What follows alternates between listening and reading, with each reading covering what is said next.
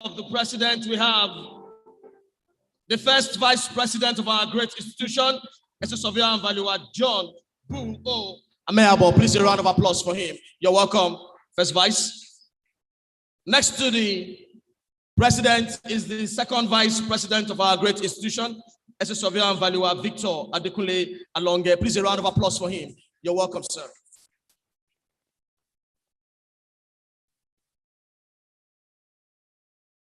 Please, before we proceed any further, we just want to bring us up on speed on the safety measures that have been put in place. We're live at the Ibom Icon Golf and Resort Center. We all have one major entry point into this hall. All of us coming from that entry point. We have exit points clearly marked on every door. To my right, there's an exit door, and to the rear, there's also an exit door. Please, in the case of an emergency, but there will not be any emergencies here, please just know to use the right door to exit the building. Also, you want to use the gents and the ladies. We have at the foyer, on exit from the major entrance, you turn right. At the open space there, the foyer, you see the gents and the ladies in case you have need for them. And also on behalf of the members of the Corporate Affairs Committee, we want to also issue a disclaimer. Please, your mobile phones, your handbags, and your personal effects, please keep them where your eyes can see them. Please, many are called, few are thieves. So please keep your personal effects where your eyes can see them. And if you're here with your spouse, please make sure they are comfortable wherever they are seated. Good morning. Bye.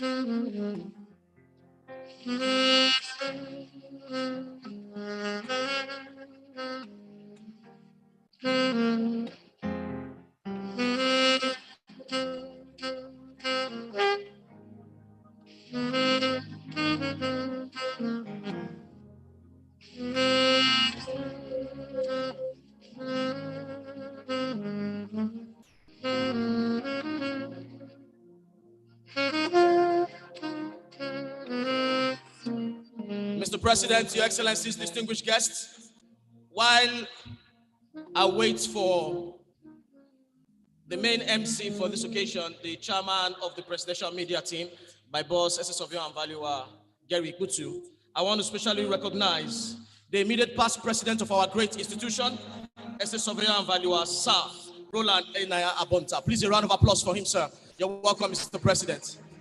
Also here with us is the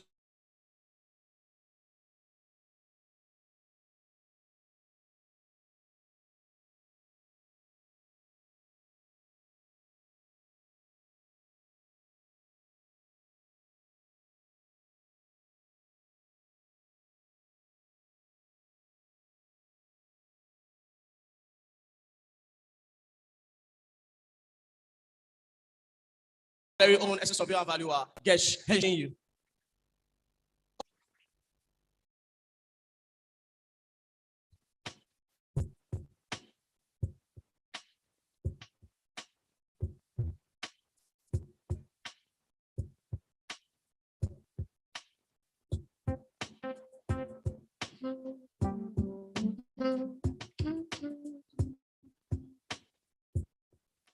We want to recognize the presence of a distinguished senator representing Akwa Ibom South, Senatorial District of Akwa Ibom State.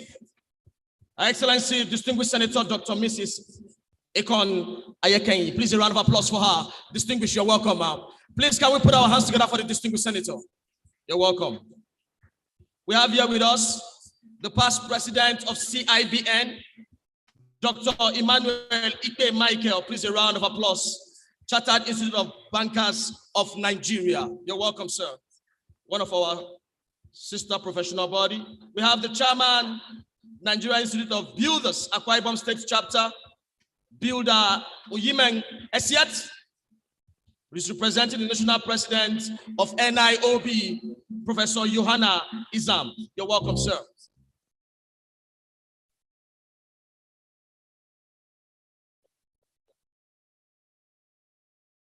Especially want to recognize the son of the first president of our great institution, Mr. Michael Ekpenyong. Please can we put our hands together for him? Mr. Ekpenyong, Michael Ekpenyong Jr. You're welcome, sir.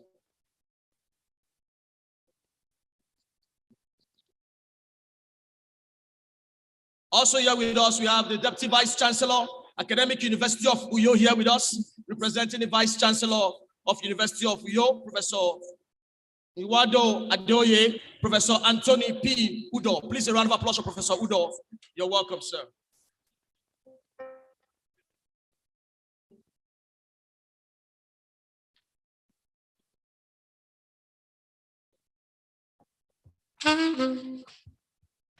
Your Excellencies, we want to recognize here members of the trustees of our great institution here present.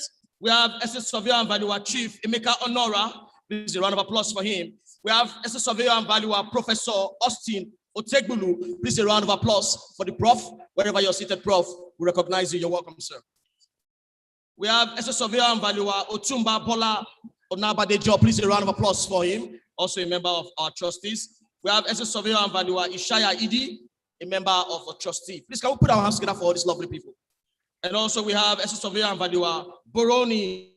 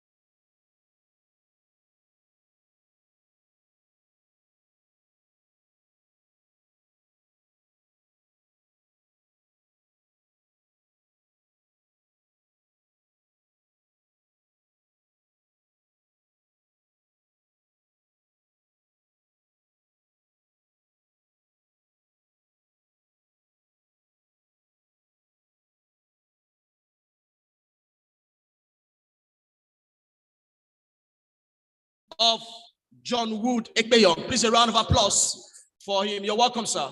Yeah, he looks like a grandson. You're welcome, sir.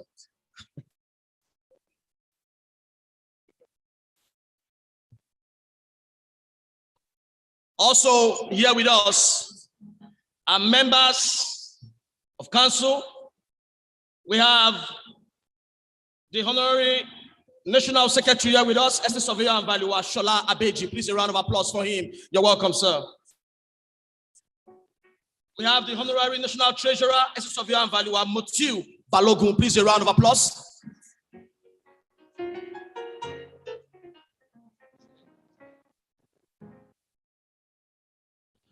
Also, we have the Honorary National Publicity Secretary, my very own boss, SS Surveyor and Valuer Sahid Makinde. Please a round of applause for him. Wherever you are, sir, we recognize you. Assistant Honorary National Secretary, SS Surveyor and Valuer Monday Ahiwe. You are welcome, sir, wherever you're seated. We have here with us Honorable Assistant National Treasurer, SS Surveyor and Valuer Mrs. Omotola O Ahamioje. Wherever you're seated, mommy, we recognize you. We have Honorary Assistant National Publicity Secretary, SS Surveyor and Valuer Toyin Aloko. We recognize you. You're welcome, sir. Also, unofficial members here present. We have all the way from the city of Kaduna State, SS Surveyor and Valuer Malam Mohammed Ali Bature. aka Onyocha. You are welcome, sir. We recognize you. Next on that list is as a surveyor and valuer, Mrs. Fatima Olowokure. We have as a surveyor and valuer, Professor Bioye Tajuddin Aluko. Wherever you're seated, Prof, we recognize you. As a surveyor and valuer, Richard Monday Olodu, we recognize you. As a surveyor and valuer, Mrs. Tony Titilayo Agbalaya, we recognize you wherever you're seated. You're welcome. As a surveyor and valuer, Charles Ogenero Ebia, you're welcome, Ose. God bless you. Also, we have ESV Issa Jato, ESV Obuneme Emmanuel Mark, Olorogun, part 2. If we have Olorogun here, there's another Olorogun, we recognize you wherever you're seated. We have ESV Emmanuel Alao, we recognize you. ESV Professor MB Nuhu, ESV Ifeanyi Fidelis Uzowane. Also, all the chairmen of branches here present, we recognize all of you. And also, especially, we want to recognize all the inductees. Please, inductees, can you give yourself a resounding round of applause, please? Is that how you will clap for yourself? Many are called, few are chosen. Well, this is the highest cadre in the membership of our great institution. And congratulations is in order. Also want to recognize all our spouses that are here, spouses of all the inductees, wherever you're seated. We recognize you. Your Excellencies, distinguished guests, wherever you're all seated, we recognize you. In the course of the event, as soon as the governor of Akwa Ibom State makes his entrance, we'll flag off proceedings. Music, please.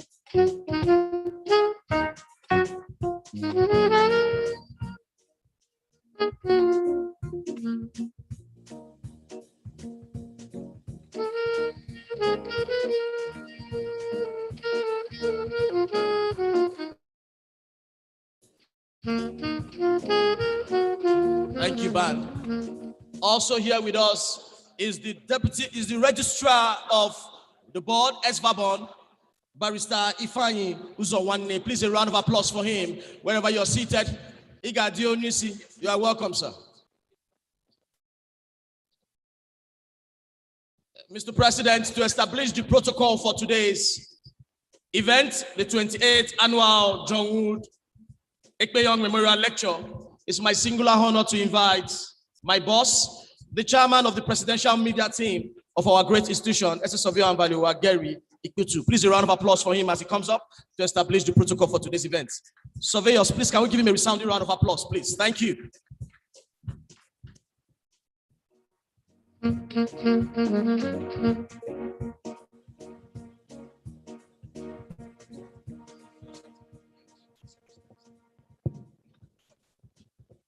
Please,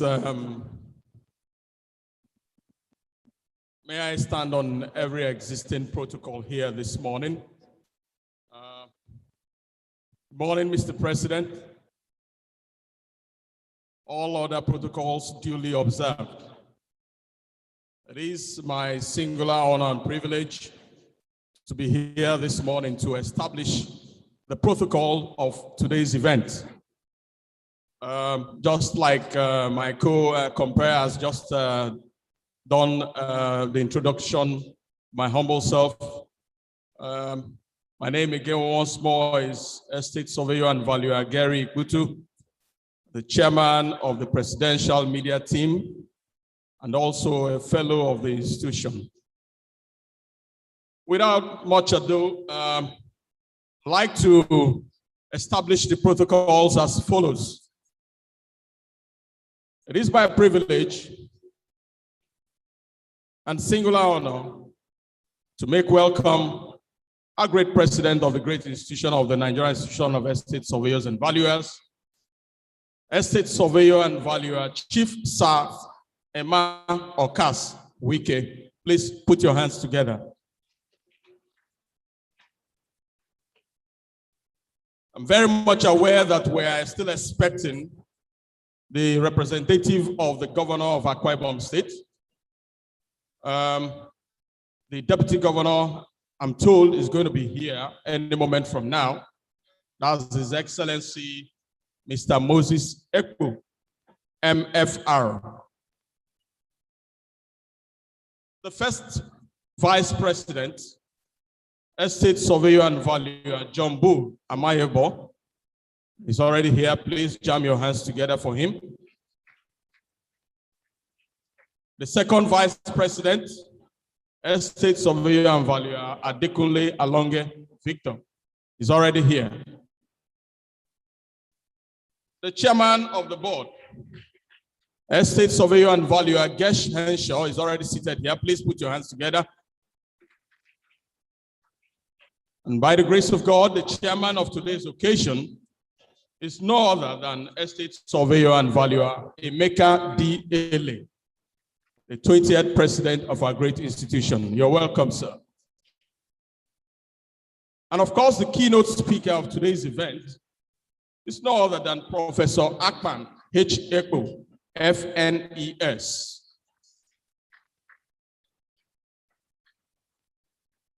And the guest speaker of today's event is no other than Estate Surveyor and Valuer, Olorogun James Meru. Please jam those hands together for our past president. BOT members that are here, we recognize you. Frank has already done the recognition. All council members that are here present, we recognize you. All fellows that are in the house, we recognize you. All associates that are here, by virtue of association with the fellows that are going to be inducted, we welcome you.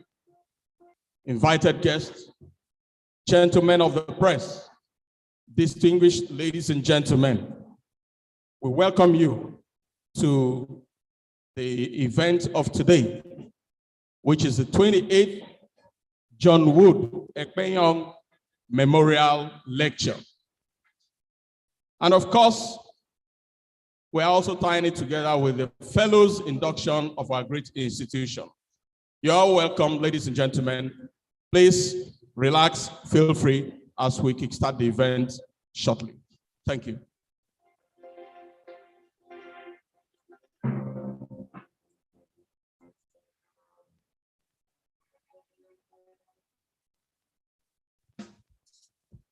Thank you very much, Estate Surveyor and Valuer Gary Ikutu, my chairman. Also want to recognize the Deputy Registrar of the Board, Estate Surveyor and Valuer Janet Shehu. Please a round of applause for her. You're welcome, ma'am. I've been told that we should recognize the hosts, chairman of this branch, the chairman of the Akwa Ibom State branch of our great institution, Estate Surveyor and Valuer John Isong Edigi. Please a round of applause for him, a fellow of the great institution. Thank you. At this point, Mr. President, Your Excellencies, distinguished guests, we are going to be rising up for the Nigerian national anthem.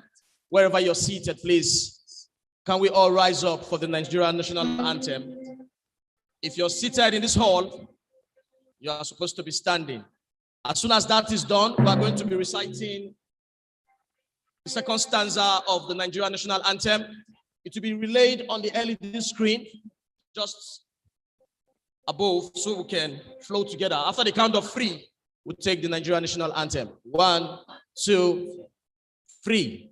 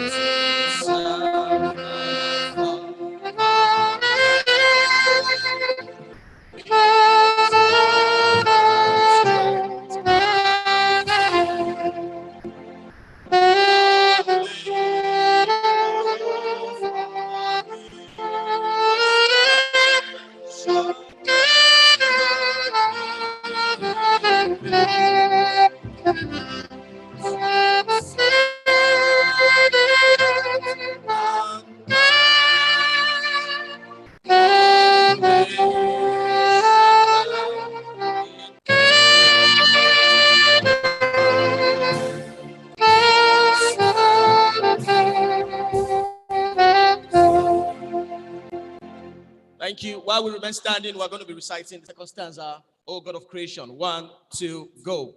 O God of creation, direct our noble course and guide our leaders right.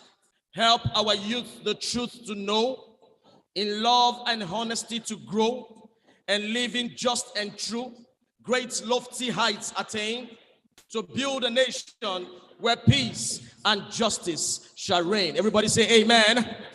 You can be seated, distinguished and lovely people. Please a round of applause for yourselves. If you are not angry with yourself, please can you give yourself a round of applause.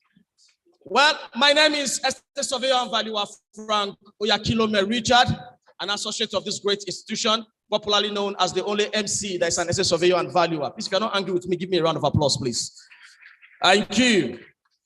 Today, one of the major days in our calendar as an institution, the 28th annual John Wood Ekpenyong Memorial Lecture, the lecture of the first man to ever become the president of our great institution. And what a coincidence. This year's John Wood Ekpenyong Lecture is taking place in the state of our first president.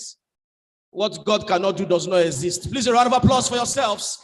And it's also interesting to note that our inductees are getting inducted right in the state of the man that was ever the first person to head this great institution. Please, as inductees, can you give yourself a resounding round of applause? One thing about our institution, the Nigerian Institution of Essence Surveyors and Valuers, is that we don't follow the crowd.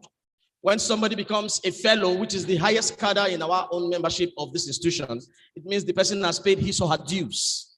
You don't get to this level in this institution by connection, by money. You get to this place by being active, by being participatory. So please, again, all the inductees, please can you give yourselves a resounding round of applause.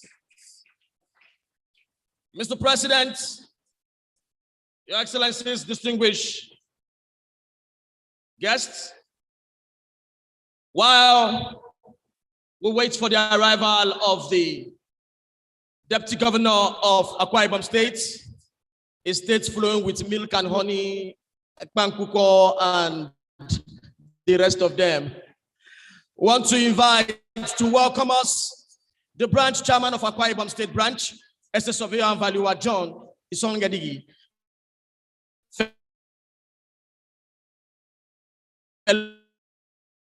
Fellow of this great institution.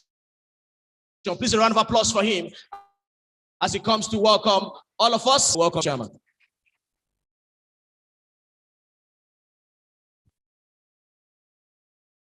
Mr. MC, that name is John Isangedigi. Next time, note. With due respect to the national president of our great institution in the person of ESV, Sir Chief Emmanuel Ukas Mwike, members of the management committee, our trustees, board members, our respected guests, the lead paper presenter and keynote address presenter. Let me aligned with the established protocol.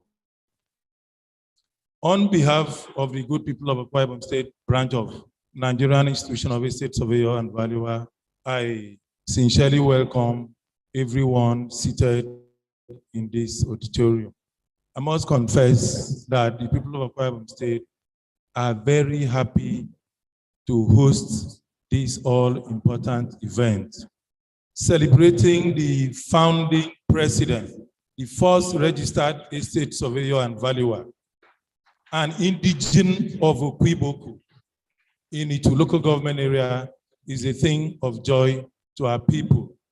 So I must say we are exceedingly excited to host this annual memorial lecture, and particularly to celebrate one of our own that has made so much contribution to the development of the estate surveying and valuation profession.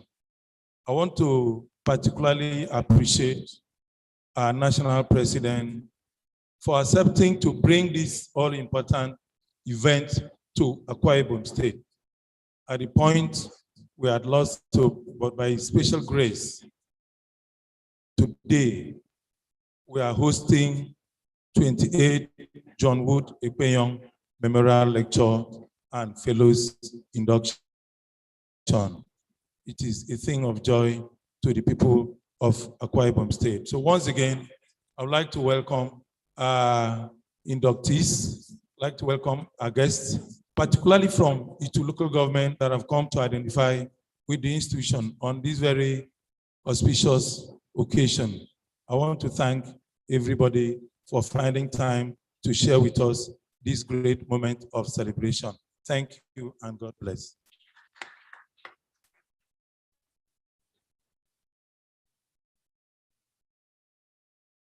Thank you very much, Mr. Chairman.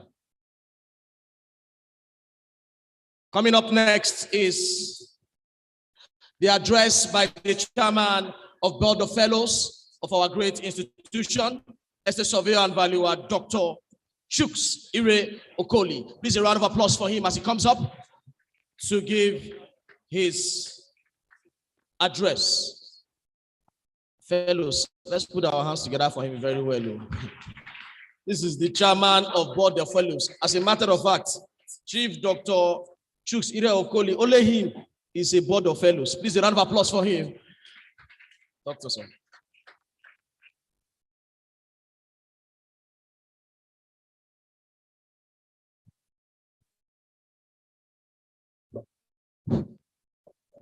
The president of the institution,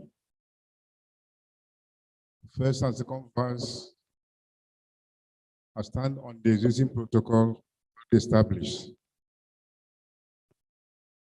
Distinguished ladies and gentlemen, today is a special day. Special day in the fact that we are again inducting new fellows. You are a total of 53 numbers. If I recall correctly, we started the process with over 100 and something numbers who went through these various screening stages until eventually we narrowed it down to 53. So I say congratulations to you all. It wasn't easy. It wasn't easy. The number now brings the total number of fellows in this institution to 774 number total. 774. So that is a tremendous number. When you are transferred to fellow, that's the highest level you can attain as a professional in surveying and valuation. And that calls for serious big responsibility, not just collecting the certificate and going home. It comes with tremendous responsibility. At this stage, you are expected to know virtually all, every aspect of the profession, both in theory and practice, can be called upon at any place, at any stage, talk about the profession in any aspect. That's why you're a fellow. So, which means that keep on learning, can only achieve it by continuous learning. You attend MCPs, annual conferences, discussions, anything that will help you to grow further. If you leave it at that age, it will decay. Some of us got transferred so many years ago. we are still, as you see me, I still attend all MCPDs, all of them, under conferences, meetings. So you have to sustain that level. And they cannot do that by continuously being in touch with what is happening in the institution. And then again, as you are transferred, when you get back to your branch, you form the focus of what's happening in the branch. You help the branch. Get in touch with the branch executive committee, and of course, have what we call committee of fellows. Committee of fellows is a body of all the fellows elected or transferred in every branch. So each branch has a committee of fellows. So when you get back to your branches, you find out and identify with committee of fellows and find out what you can do for the institution. At that level, at that stage, interact not only with the branch, government bodies, institutions, try to help and build the institution and help and the profession. So it's really very challenging, very, very challenging, but it's very desirable to be there. So all I can say is well done and congratulations. Congratulations, congratulations. Thank you very much.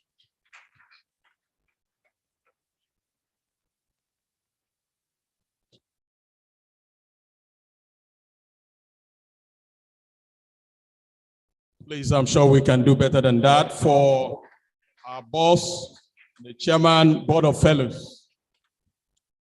All right, right about now, we're going straight to the next item on the agenda, which is the opening remarks by the chairman of the occasion. If your hands are not busy, please, ladies and gentlemen, please let's make welcome Estate Surveyor and Valuer Emeka D. Ele. He's going to give the opening remarks, and he's also the chairman of the occasion. Keep clapping until my boss gets to the stage. Very energetic. You can see him.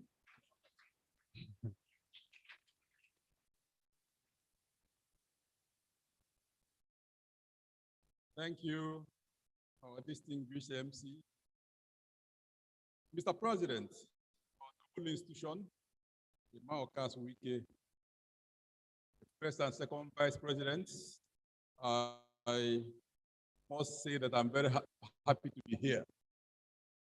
This is our once in a year event, which has become a very long tradition for our institution.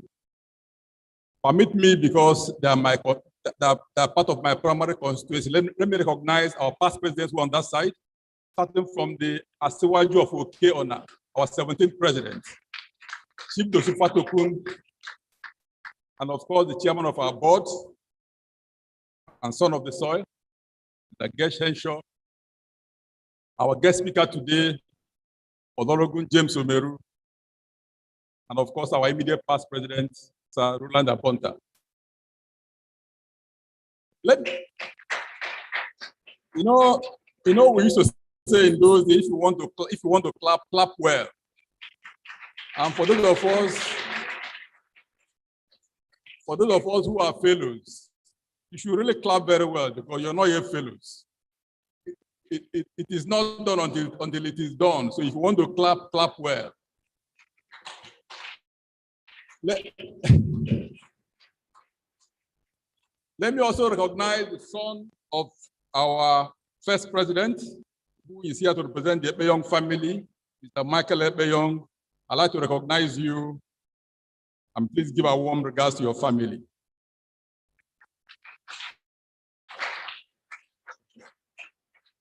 My role is to give opening remarks, and for me, it creates a platform for me to welcome all of us to this event once in a year, an annual ritual that has become part of our profession. Why is it an annual ritual? Because it's a time that we remember our very first president, who incidentally is from this state, a man who lived and worked as a surveyor and who obviously did very well, which is why this event was instituted in his honor 28 years ago. For the past 28 years, every year we gather to celebrate him for the role he played in the formation of this institution. If he didn't do what he did in those days, I'm sure we won't be here today. And therefore, we must rejoice that a man like him lived, that he did not just live, but he left a mark that made us who we are, a mark that we remember today. And we must learn a lesson from that and ask ourselves, what are we going to leave behind? I'm going to get to that later. This event thus provides for us to remember him and remember everybody else in that category, especially our fallen past presidents. Incidentally, I must say that this Akwa Ibom is one of the few states that has at least 2 past presidents. Too late. I remember that Mr. Sam Uduakara is also from Akwa Ibom State. So we're very happy. Okay, and our past chairman of the board, Mr. Geshensho. So the state is privileged to have had 3 presidents. Let me also say that this event provides for us an opportunity to learn and relearn. I know that the chairman of the Board of Fellows talked about it, but it's important for us to know that learning and learning is a continuous learning process is the only thing that can lead to growth. You know, when Fadoju walked in to say hello when I was there, I called him the power of ideas, which is what he calls himself. Why? Because ideas rule the world, and we must form a habit to keep learning. So this platform provides for us an opportunity to learn. Today we are privileged that we're going to have 2 speakers. The keynote speaker, Professor Ekpenyong, I recognize you, sir. And of course, our 21st president, Olorugun James Omeru, who will equally speak to us. But the key thing is to learn something, to take something away from here. That is what this event provides for us. You know, again, on a lighter note, I mean, we know equally that beyond making you fellows for our fellowship candidates, which is now part of the program, this event on a lighter note equally tells us that the tenure of the president, it reminds our president that time is almost up. Because of the timing of this event every year, it tells every serving president that you must prepare for your exit. Why? Because it is done close to the annual general meeting. And so it's come to be a tradition that once we hold this event, you know that the next major event will be what? The annual general meeting. It's become part of our history. But the key thing today, the key message I'd like to pass, is that we're here in New York to celebrate a man who lived and died as a surveyor. And what I will ask you is, what legacy will you leave behind? In the end, life is all about legacy. Life is all about values. As I said earlier on, if Mr. Ekpenyong lived a bad life, if he didn't leave a good legacy, I'm sure we won't be remembering him. Not only are we remembering him, we put this together in his honor. Every year we gather to study him or to discuss his memory, because he left a worthy legacy. So I ask you, like I ask myself, what would you be remembered for? And when I say that, I'm not saying that for just the officers, the president and his team there. Wherever you are, in whatever place you work or live, what example are you giving? What would you be remembered for? You know, my kids, 2 of my kids now work, and I always tell them, anywhere you work, add value. Make sure you miss it if you're not there. Because if you work somewhere for 6 months and you leave and nobody misses you, something went wrong.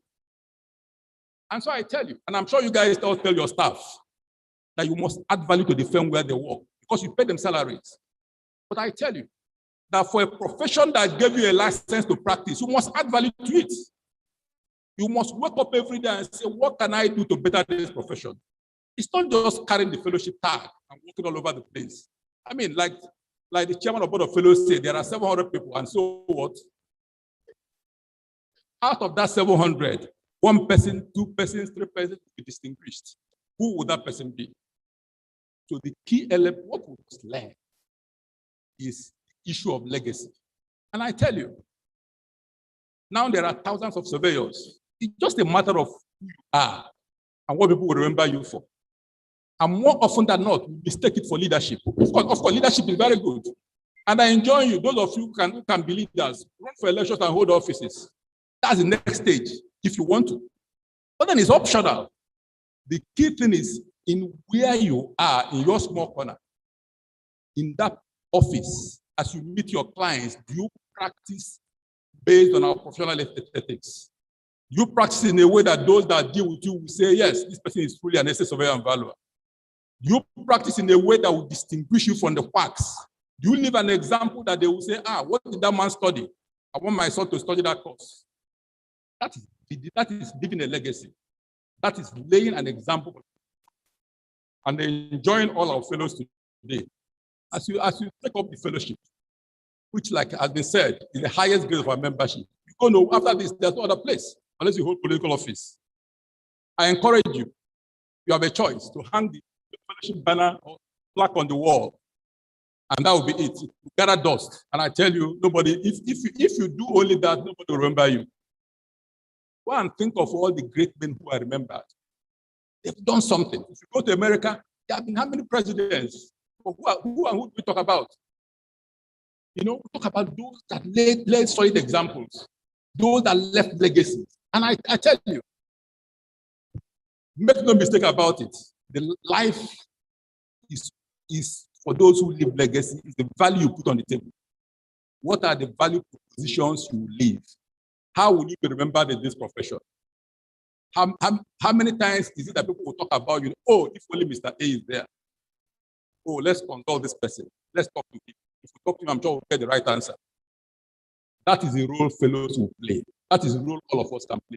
Each time we talk about how to foster this profession, how to make it better, again, we think it's only for the president and his team. They are doing so much. They are spending their lifetime working for you and die. The issue is that they can't be everywhere at the same time. The country is big. The industry is big. Developing and inculcating the values of a true surveyor is for all of us to do. It depends on how you dress, how you walk, how you comport yourself, and the training you give to your staff.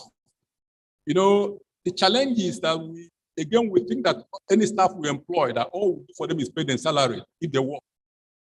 A core component of the staff, the work you do for your staff, is to train them, to mentor them, to ensure that they become better persons, to ensure that when they leave and you hear that they're here or there, you are proud of them. So beyond paying salaries for the work they do for you, is that the institution expects you to train and retrain them. And I'd like to encourage all our new fellows that is a challenge that we must all carry along. It's important we do so. And to do so, we must equip ourselves. And that is why the issue of continuous learning is important. That is why the issue of CPDs and constantly developing yourself. I can tell my staff that personal development is the key to growth. I mean, the institution can do so much. The institution can organize one CPD every year in a branch or 2 or 3. But beyond that is what you do in your personal life. How many books do you read? Some of us don't even read newspapers. Some of us don't even bother to read new trends in the profession. But we have journals. We're not even members, a lot of us are members of the RICS. What are you learning? It's only what you learn that can help you. It's a lifelong process, and the more you learn, the better you are. The world is ruled by ideas, and it's a knowledge-driven world. And it's those who carry the knowledge that can help change the world. And I encourage our new fellows, that I encourage all of us, including myself, that as Mr. Ekpenyong has played his role, we too must play our own role. Our role is not just to make money and build more houses and buy new cars. What are you doing to foster this profession? What extra are you doing beyond paying your dues? The dues we pay are very, and if you look at our budget, you see that what you pay is a tiny dot on our budget. So we can do without it. What we need is the value you put on the table. What more are you doing to make this profession better? And I tell you, who much is given, much is expected. And we expect a lot from our citizens. And I'd like to congratulate you. I'd like to welcome all of us to this event.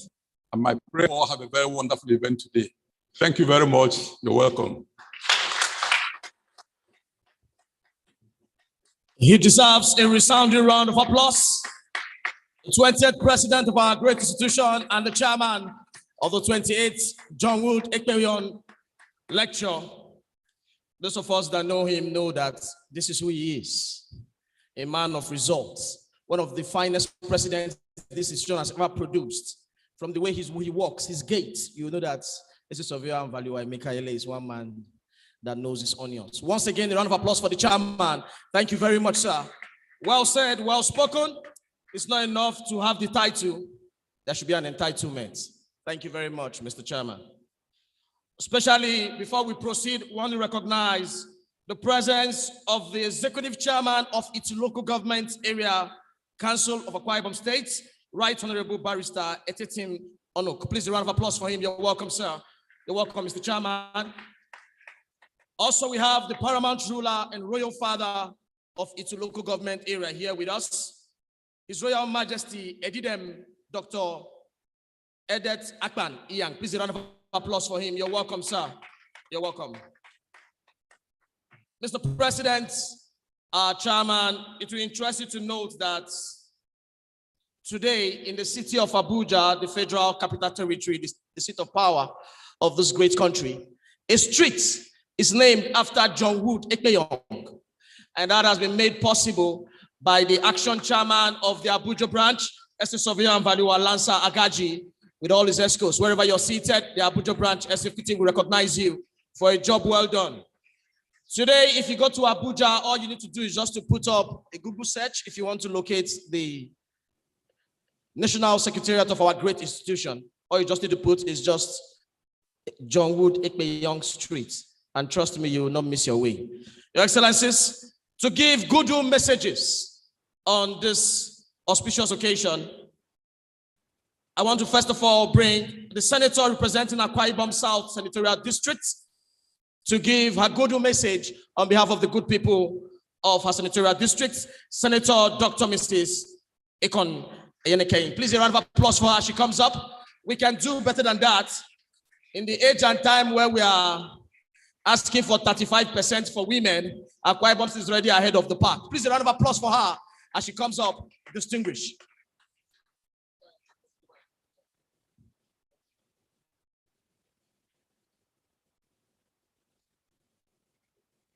Thank you, Mr. MC. I'm Senator Akoniya, representing Akwa Ibom South Senatorial District. Mr. Chairman of the occasion, the President, past President, the guest speaker, distinguished ladies and gentlemen. I want to say I'm very, very happy, a proud Akwa Ibomite, to be with you here today. Please permit me to also recognize my junior brother, Surveyor John Isandri, who is the Akwa Ibom State Branch Chairman. He's the one that brought me here. I remember the last time a similar program was held in Akwa Ibom State. Then I was the federal minister in charge of lands, housing, and urban development. He also brought me to fellowship with you. I want to say I'm very happy to be here and to welcome you to Akwa Ibom State, a land of promise, a land of hospitality. I'm very certain you have enjoyed yourself for the days or hours you've been here, and that you'll stay back after the event to enjoy the Edika Icon that the MC mentioned, the Ekpan Koko, and so on. And you'll never regret it. I want to join earlier speakers to appreciate the organizers of this event, that of remembering a great man who took time to establish this great institution, gathering the super professionals whose responsibility matters a lot in the development of any given community. Because if you don't have good valuers in whatever you do, I don't think you'll make a headway. Is it in terms of properties? Is it in land?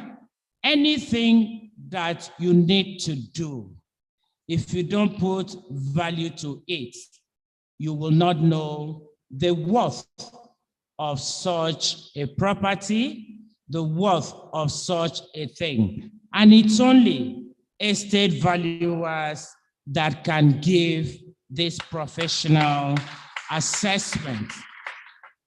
I remember very well when I served as a federal minister, the role that the estate valuers played in the housing sector of the ministry. They were there to ensure that the landed properties that we were given for development was unencumbered, and they were able also to reach out to ensure that what is due to the owners of the property was given to them, so that whenever a developer will move in, there won't be any problem.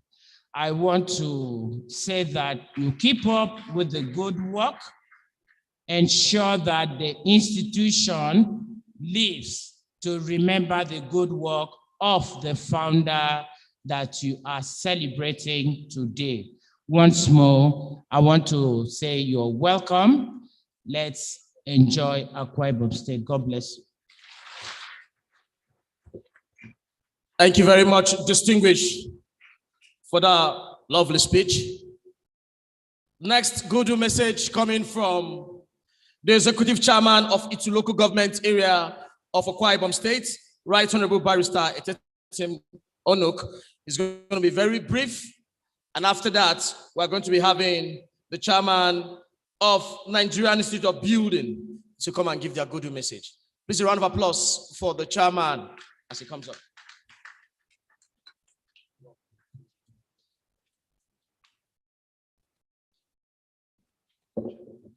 The President and Chairman of the Institute, distinguished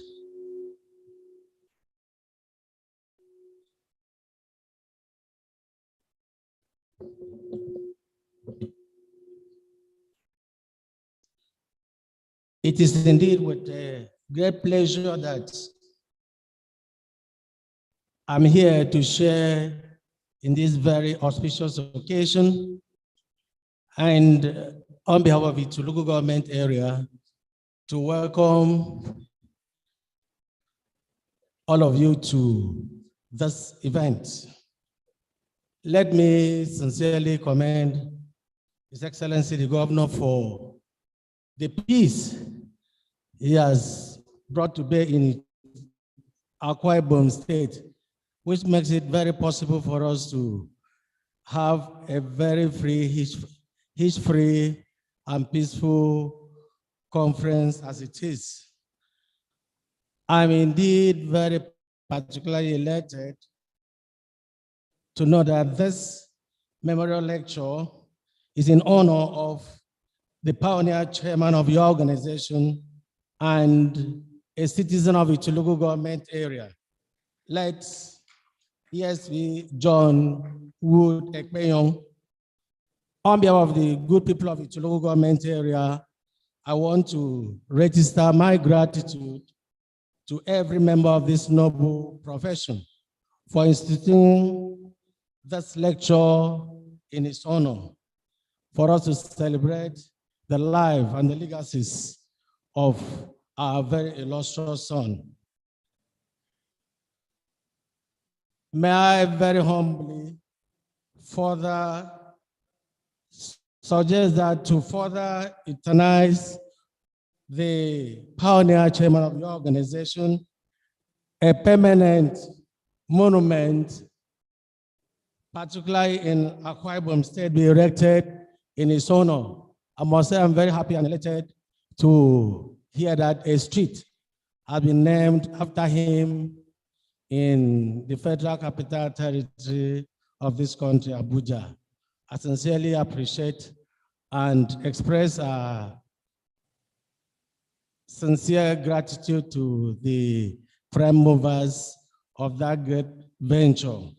As a local government, we are very willing to make available a large expanse of land whereby the institute possibly could create a housing estate in honor of this, our illustrious son. Once again, I want to really appreciate His Excellency the Governor for also keying in to the importance of housing scheme by the establishment of Dakada Luxury Home.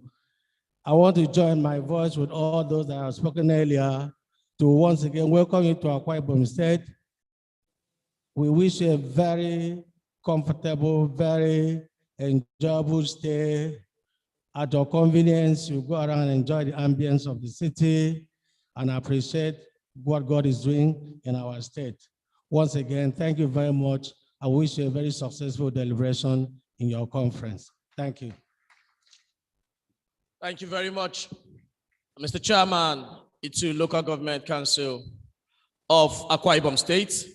Your Excellencies, it will interest you to note that yesterday, the president of our great institution led members of council, members of the board of trustees to Itu local government area to pay homage and tribute to the paramount ruler of Itu local government, the very local government where the great John Wood Ekpenyong hails from. Please, can we put our hands together? A round of applause for the president in that very good wisdom and move in honoring the great people of Itu local government area.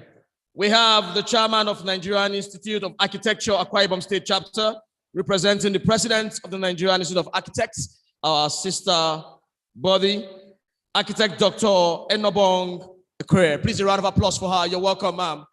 Another professional body that is also making sure that women take their place.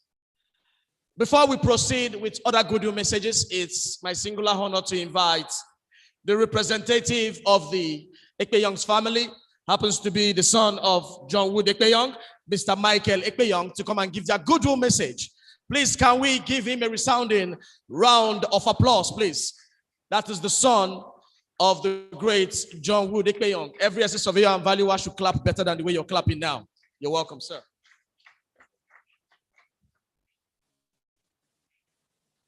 I promise to make this brief. Mr. Chairman, sir, standing on existing protocols, my name, as I told you, is Michael Ekpenyong, Senior. And I have come to bring you goodwill messages from myself and my family in Lagos and Itu, Akwa Ibom State. We are extremely proud of this honor bestowed upon our family by hosting these memorial lectures and induction ceremony in his name every year. It is highly appreciated by us and acknowledged with gratitude. God will indeed honor and bless your various endeavors. I bid you to please relax and enjoy this lecture and induction ceremonies as planned by the committees. Thank you very much, and God bless you all.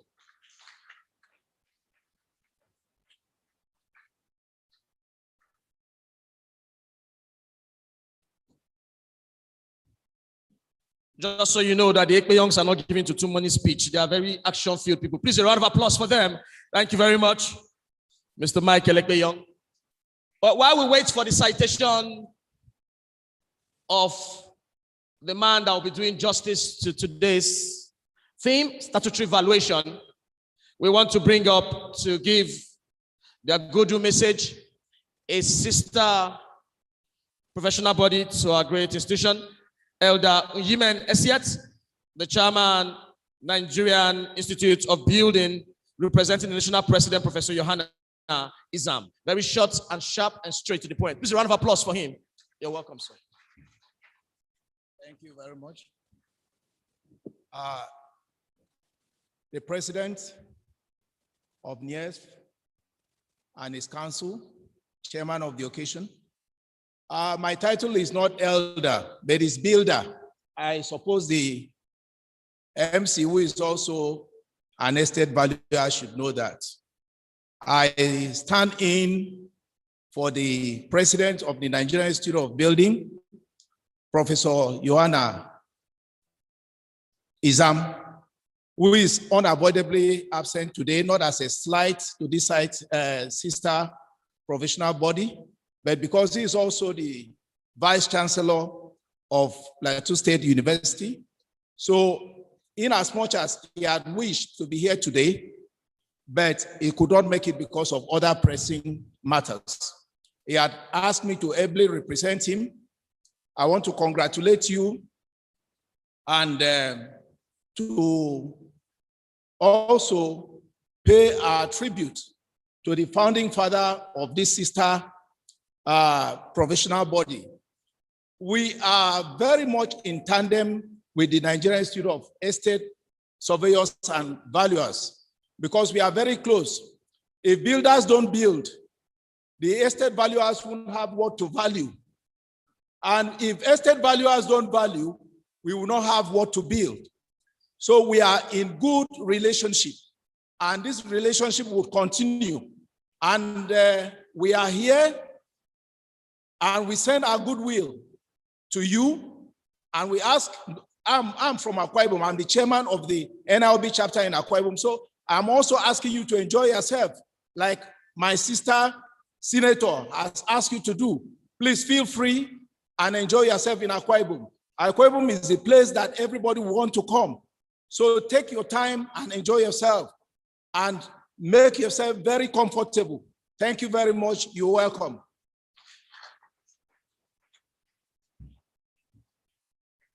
Thank you very much. Next up for the goodwill message, Chartered Institute of Bankers of Nigeria, representing the president, Dr. Emmanuel Michael. Please a round of applause for him as he comes to give their goodwill message. And after that, we'll be doing the very important part of today's event.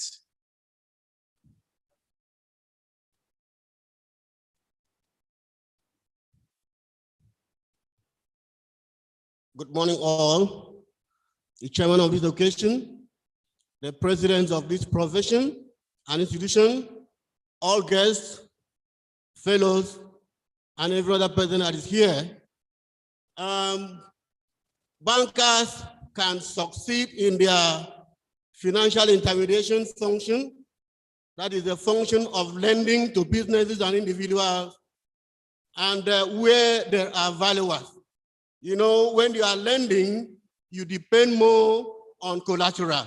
Then for you to know the value of collateral, so as to determine how much you can give to a particular borrower, you need valuers. So as we are relating today, we encourage you to do your work professionally so that bankers can also succeed in their lending process.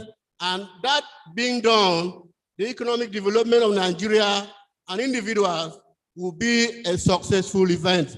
I am the branch chairman of the Chartered Institute of Bankers of Nigeria in Akwa Ibom State. I represent the president and chairman of council of CIBN. I welcome all of you to Akwa Ibom State. Enjoy Akwa Ibom State and its delicacies. Thank you.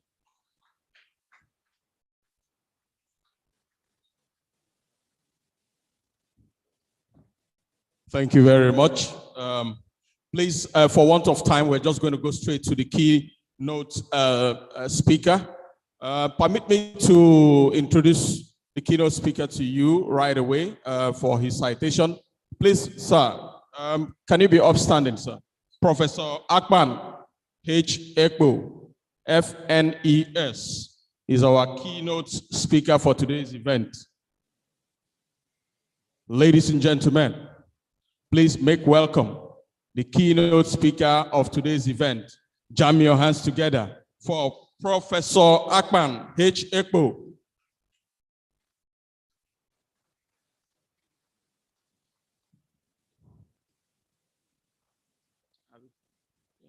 Yes, please. Thank you very much, sir. Distinguished ladies and gentlemen, please, I'd like to just take the brief citation of our keynote speaker. Professor Akpan Hogan Ekpo was born and raised in Lagos, Nigeria. He is from Ikot Obio, Eka, in Etinan local government area of Akwa Ibom State.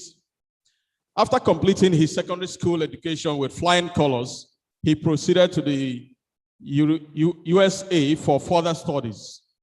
He was the dean's list throughout his undergraduate studies at Howard University, Washington, D.C., and was on full scholarship based on his academic performance.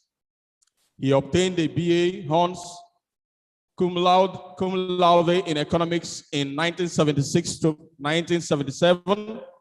He also studied at Northwestern University, Illinois, USA, and the University of Pittsburgh, Pennsylvania, USA.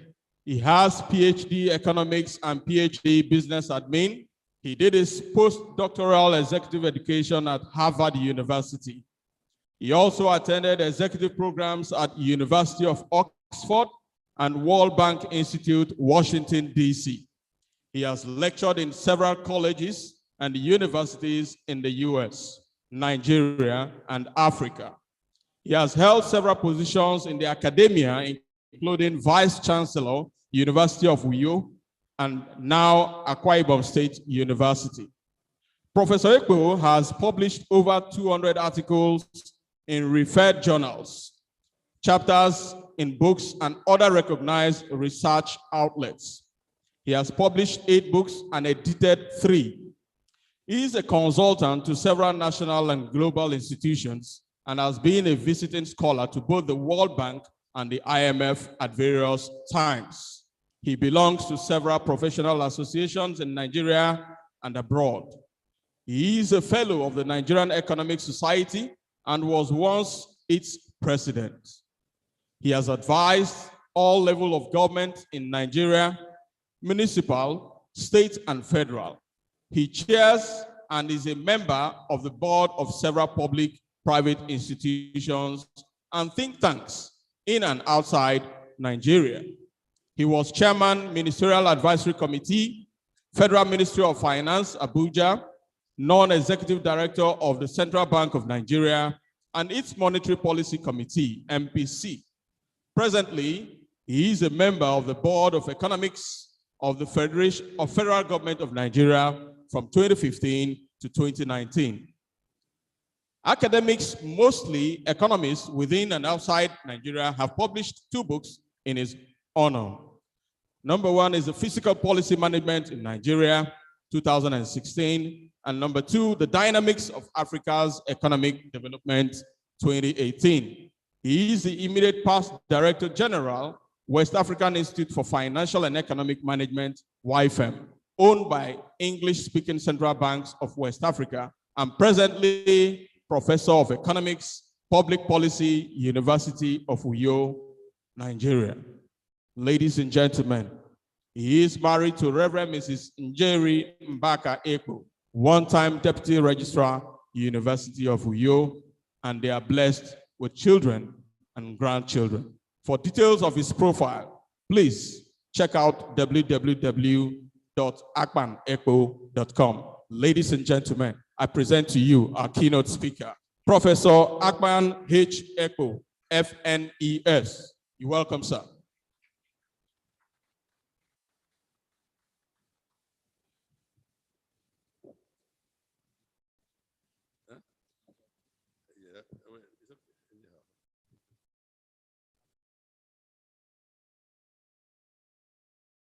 One, two.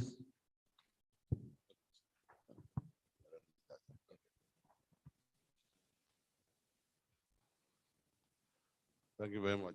Thank you for that kind introduction. The President, the Chairman of the occasion, the distinguished Senator, the Paramount Ruler of Itu, the family of the late John Wood Ekpenyong, distinguished ladies and gentlemen.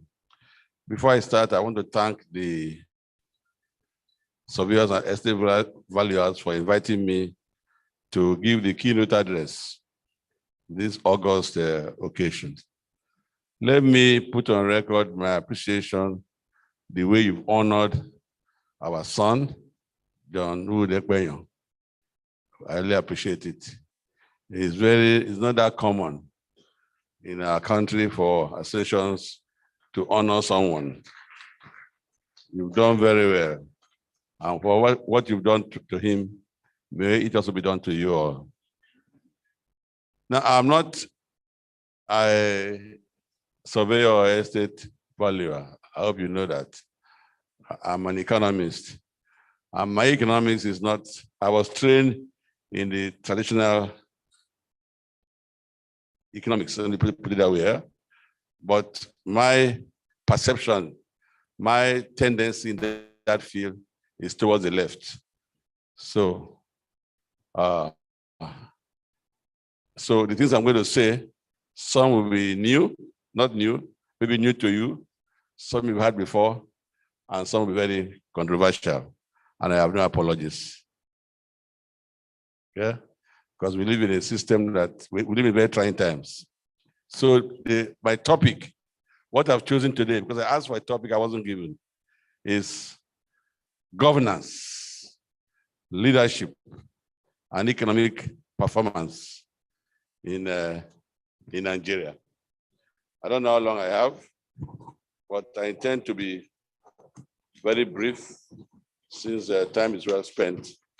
The way I want to approach it is to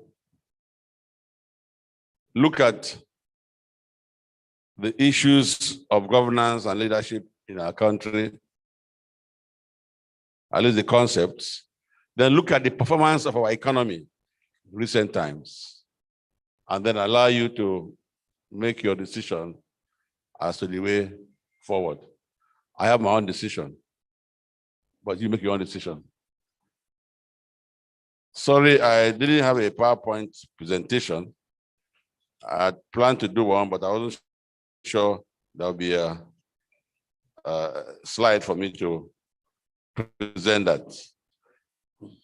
So let me start by the introduction. Okay, it's on the slide there, but I will not follow the slide completely. After the introduction, I will jump the slide except for the relevant tables.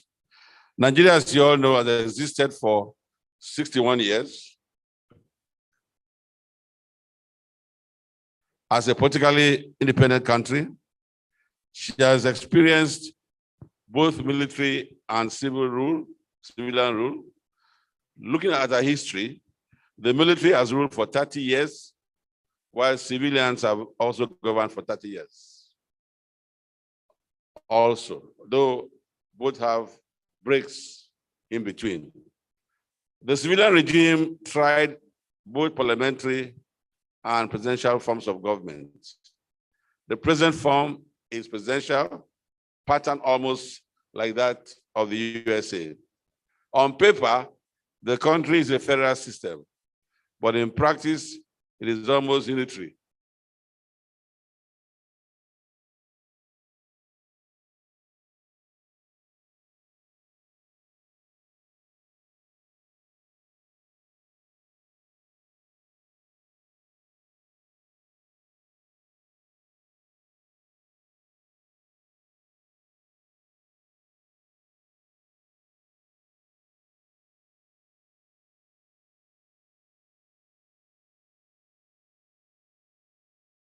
Of military rule. Both tended over the country and hence have conceptualized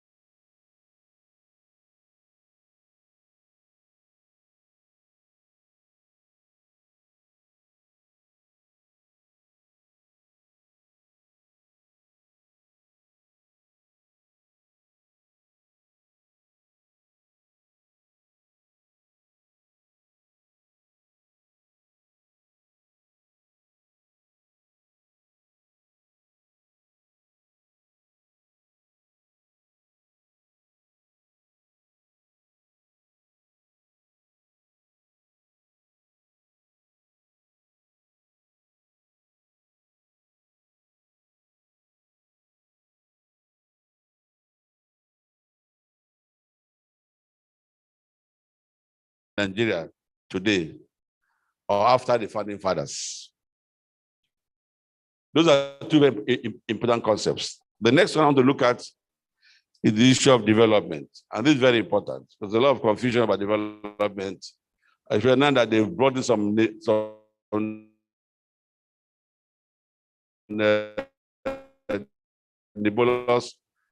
nebulous terms like inclusive growth. Let me say that development in its meaning, but the point that we have a working definition is strict economic terms. Development occurs when there's a change in increase, a change or an increase in income or GDP per capita sustained over time. That sustainability means 15 to 20 years. If you have that increase, you have what we call economic growth. Now, when you add that to structural transformation, you add the two together, you have what we call economic development. But the country can grow, and yet the country is not developed, okay? Your GDP can be increasing, yet you're not developed. And Nigeria is a good example. We get excited over when we're in a recession and GDP grows positively, we get excited, okay? Recession means that for 2 quarters, your GDP shows negative growth. So once we escape that, like the last one, we escaped by 0.11, and we said, we have done what? We have recovered. But we have only technically exited the recession. If you look at other macro fundamentals, they've not changed. So you exit the recession, but unemployment is beyond 5%, 33%, which is a crisis. Inflation rate, 15.7%. Poverty is rising, and so on and so forth. So your economy is in a state of stagflation. So when we exit the 2 recessions, 2016 and 2020, the economy was still in a state of stagflation. So we got excited. So GDP, while it is a good measure, is only a per capita measure. It doesn't tell you much. That is why the last recession created by COVID-19, the American economies immediately redefined their own recession. Once unemployment in America went up beyond a certain level, they said we are in a recession. They didn't wait for GDP. Although there's some relationship, okay? In our country, it looks like we pay more emphasis on GDP, you know, and of course, all governments in Africa do that. But it is us that we tell government that you're not doing well, you're doing well, not government to tell us that they're doing well. So we exit the recession, but the fundamentals have not changed, as you will see very soon, or it's not being shown. So because of that, development is beyond economic growth.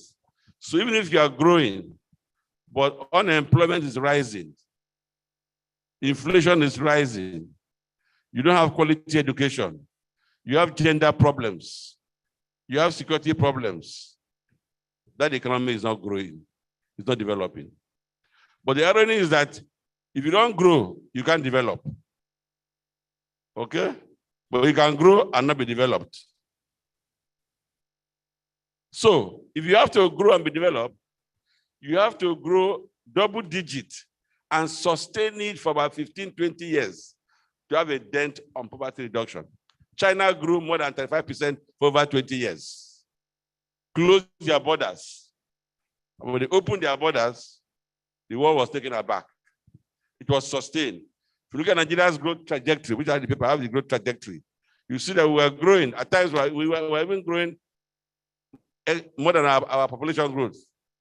But it wasn't sustained. It was a jobless growth. So that is very important, okay? I just published a paper titled, The Economics of Recovery and the Recovery of Economics. That in our own situation, we should look at other very important macro fundamentals before we say that our economy is doing well just because we've exited the recession. There's no question that the last recession, government did something that was very interesting. They put in place the economic sustainability plan. That plan was implemented aggressively and saw us out of the recession immediately, 0.11. Then later, I think 3 point something. But the other fundamentals remain the same. Then I've now delved into the issue of how the economy has performed. Now, I calculated what we call the misery index for an economy. Okay? A very simple calculation. The misery index is good for policymakers. Shows you how many people in your country are miserable.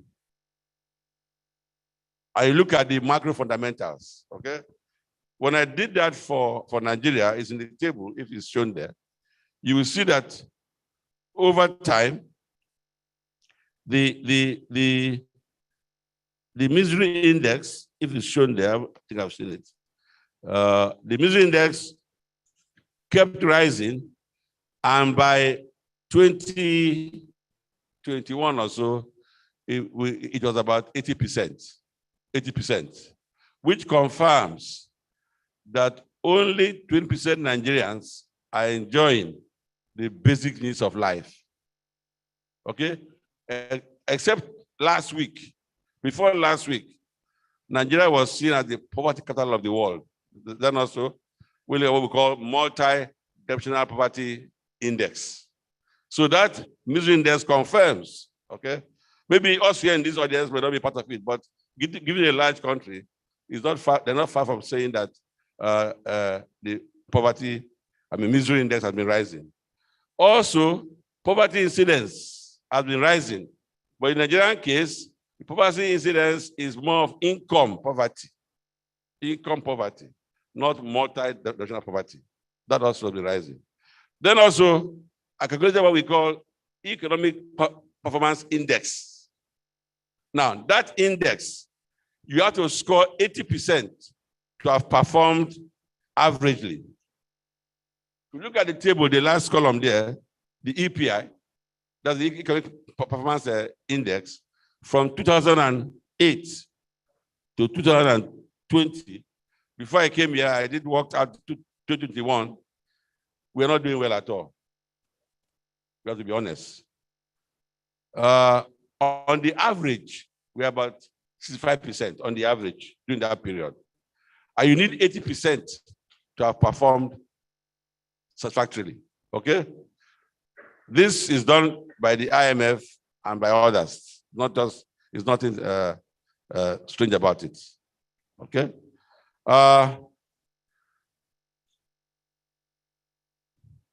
So if you look at the trajectory, you see that over the period, the poverty incidence, the misery index, the unemployment rate, all of them exceeded the growth trajectory. Let me see that graph. They all exceed growth. Showing again that growth is important, but it's only a necessary condition for development. I've been told I have 10 minutes, so let me. It's always the problem. They time you in serious matters.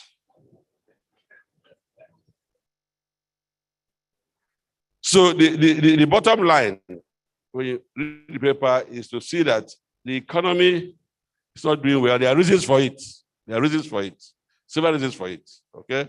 The shock, the global shock, the COVID, before COVID, the sharp decline in oil prices, because the economy depends more on oil, also very dangerous. We've said that for years. It was said before I became an economist that we need to rely less on oil because it's a wasting asset. You cannot finance development on the basis of a revenue source you have no control over. You don't control the price, you control the output. So in summary, what are the challenges of the economy? In summary, I'll just give that. In summary, the economy has a problem of defining what is its economic philosophy. We see ad hoc and inconsistent policy. If you define your philosophy then we know where you are going. But we have tried to define it ourselves from 1960 up to now. And we have a mixed economy, but mixed more to that of the capitalist type. And I wish you good luck if you can develop through that path. The next problem is insecurity. We all know that. Without peace, without a secure economy, you can't have development. Okay? Even your foreign portfolio investment, that's what it's called portfolio. Any hiccup in the system, they take their portfolio and walk away. But you will not have FDI that will come here, build factories, and employ people. You won't have that. Then nepotism, we all know that. Ethnicity, greed, poverty I've mentioned, widening inequality. The gap is not closing, it's widening. I've mentioned unemployment. I've mentioned the economy. Instead of us trying to build our industry or industrialize, we are de-industrializing. That's why, if I had time to look at the structure of the economy, our industrial sector, and within that sector, manufacturing contributes less than 10% to GDP in the last 60 years. And for it to make progress in the economy, that subsector called manufacturing must contribute at least 40% to GDP. We're not doing that. What we are calling here in Nigeria manufacturing is more of packaging, assembling, and bottling. Okay? Lack of adequate and soft infrastructure. It's a big problem. The soft ones, education. Today, ASU's on strike. Hard infrastructure, example, power. We still have epileptic power supply. It's not a rocket science. No country develops with generators. No economy does that. Bad governance. Weak institutions. External interference. I'm in school with someone in any university abroad. Once he's light white skin and works in the World Bank or IMF, his piece of advice is much more important than that of Nigerians who are trained here and maybe better experience. I say that as someone who has been in the public space for the last 3 decades. Okay? World Bank has said this, so it's correct. IMF has said so, it's correct. Now they're telling her, IMF is saying the value. And people are saying, oh, they are right. External interference. What I call here, dependence on export commodities. That's already mentioned indirectly. All our economies, including Nigeria, will depend on the price of export commodities or materials. If you don't industrialize your economy, you don't diversify your economy, you're wasting time. And let me say this, there's a lot of confusion. Our GDP is diversified, our economy is not. If our economy is diversified, it will be a complex system where you produce non-oil goods and services, export them, and earn foreign exchange. So GDP has 46 sectors. Doesn't mean that you are diversified. And your structure of your economy, the services sector contributes more, giving us again a false impression. Because in the literature, if your service sector dominates, it means that you've arrived. But we've not arrived. Our services sector is of low quality, rudimentary, and not linked to industry. So that is some of our challenges. The next quick thing I did was to look at the governance issues. Look at 6 indicators. I'll just name them. You can, if you have time, you can go through. I looked at voice on accountability. I looked at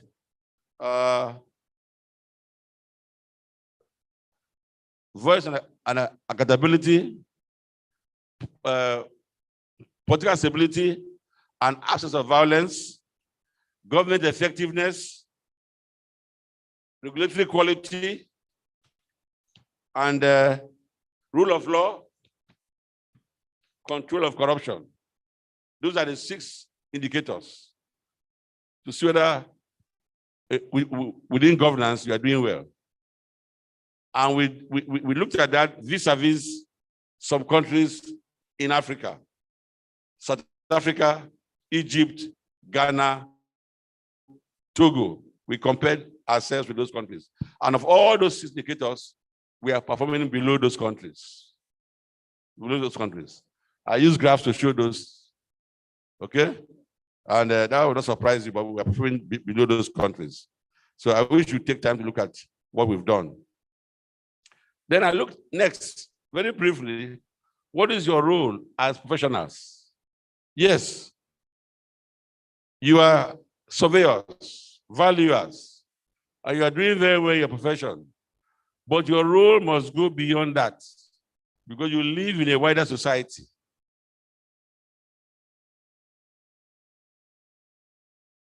History has shown that the man on the street, the average man, may know that things are bad, but he may not be part of the decision to change things for the better. And more often than not, they give up and they leave all to God. Hoping that their children will be better. Nothing wrong in doing that, but you are the elites. You are professionals. The elites should not shy away from being part of that change process. Either by casting your vote to remove a leader who is docile, or by other means. Otherwise, we'll keep lamenting. So as professionals, you have a big role to play in this our economy. I've mentioned that in the paper. So, not to take much of your time, let me conclude by saying that we have examined the performance of our economy within the context of governance and leadership. We discussed the concept of governance and indicated that Nigeria did not perform well regarding the known indicators, such as rule of law, accountability, corruption, and government effectiveness, among others. The available data showed that the performance of the economy has been unsatisfactory, for want of a better word. Despite the exit from 2 recessions, most macroeconomic indicators were in the wrong direction, and they keep moving in the wrong direction. Let's hope that the newly approved National Development Plan, if well implemented, will reverse some of this negative trend. And I was part of that National Development Plan, just approved.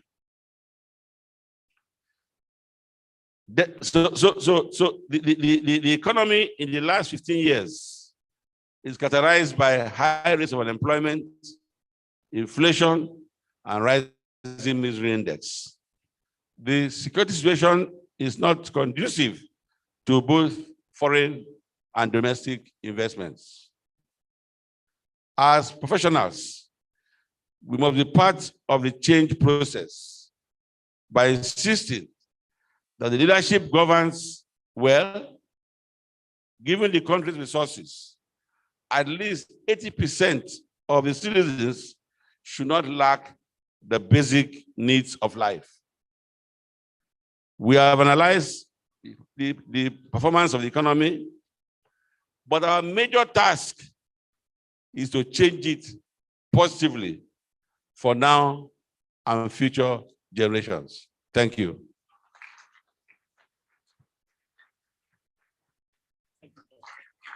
You're welcome. No, it's good. Please, I'm sure you can do better than that for our keynote speaker, Professor Ekpenyong. Please, sir, you still need to be upstage because we need to do the presentation of plaque to you. This way, sir. Without further ado, we want to sincerely apologize for the tweak in program. Our keynote speaker has another event to catch up. That was why we had to bring him up before Mr. President's speech. So please pardon us for that slight tweak in the program. At this point, I'd like to make welcome our president to come up stage to do the presentation of flag to our keynote speaker, because he has another event to catch up right now. Put your hands together for our president as he makes his way to the stage. You're welcome, sir. I'm very sorry for keeping you waiting. On behalf of all of us, the council and the entire membership of Nigerian National Estate Surveyors and Valuers, we want to thank you for a very good research paper you have presented to us, and we wish you well. Remember that we now have a relationship. The reward for a job well done is more work. When next we call you, please honor us. Therefore, present it to you. I will advise that you display it in such a place that people will see it very, very well. Thank you very much.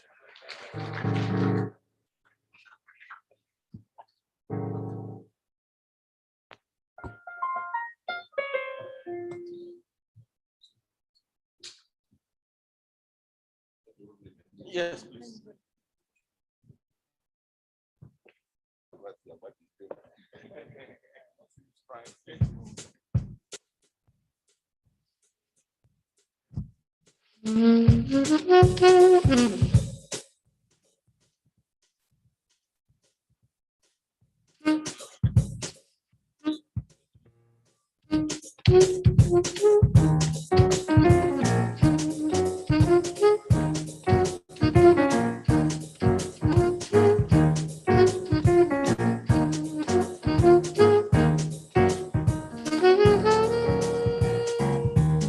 All right, ladies and gentlemen, distinguished noble colleagues, at this point in time, we'd like to bring upstage Mr. President to give his welcome address.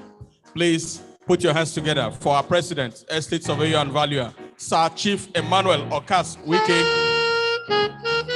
Keep clapping for Mr. President until he gets to the podium.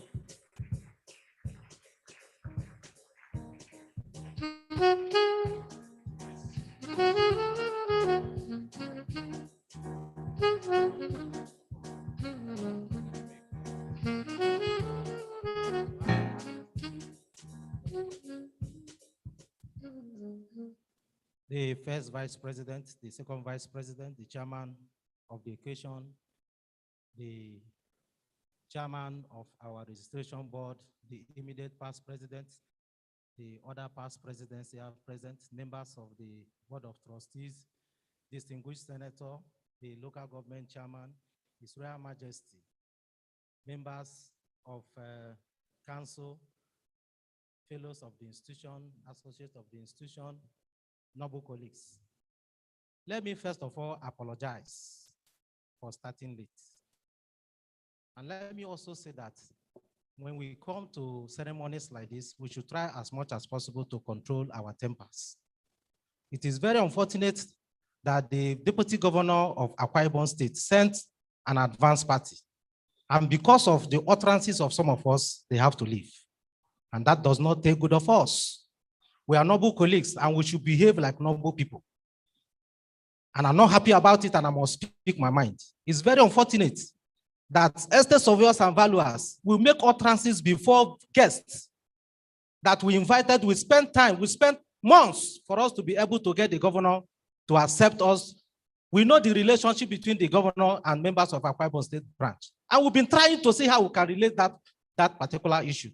Unfortunately, what we are getting is negative. How are we going to have another opportunity? I think that is unfair. As leaders of this profession, we should try as much as possible to control our emotion when we are in gatherings like this. Please.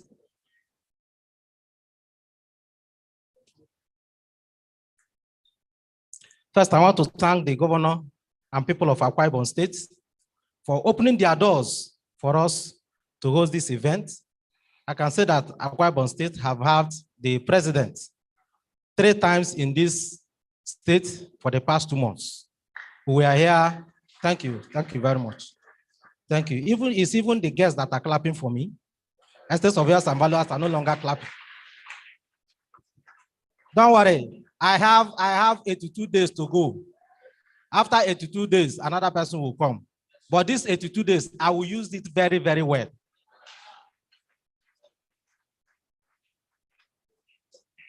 According to the Constitution, you cannot come for second term. So I'm aware. So I'm not planning to come again. Local government chairman, you have opportunity to go for second term. For us, it's just 2 years. So this remaining 82 days, I will use it very, very well. So don't get fascinated. We will soon leave. But for these 82 days, we are ready. I am indeed so honored and privileged to welcome you all to this 28th John Wood Ekpenyong Memorial Lecture in honor of the first Nigerian estate surveyor and valuer and founding president of the Nigerian Association of Estate Surveyors and Valuers, late estate surveyor and valuer John Wood Ekpenyong. We are today celebrating once again the worthy legacy of estate surveyor and valuer John Wood Ekpenyong, an example in courage, dedication, integrity, purpose, character, and tenacity. The first president of the institution was a diligent paysetter who began the pioneering task of splitting up the structure that made estate surveying and valuation practice popular and recognized in this country and beyond.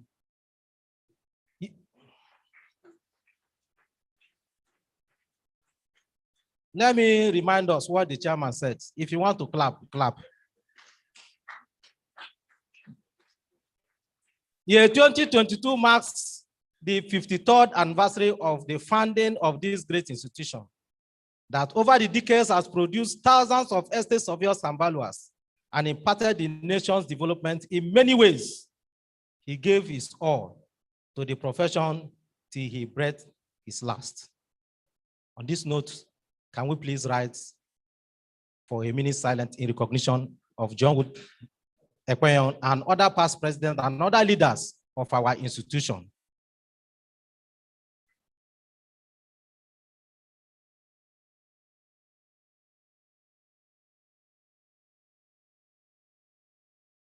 May the soul of our departed leaders and other members of the institution that has contributed immensely to the development of this profession rest in perfect peace.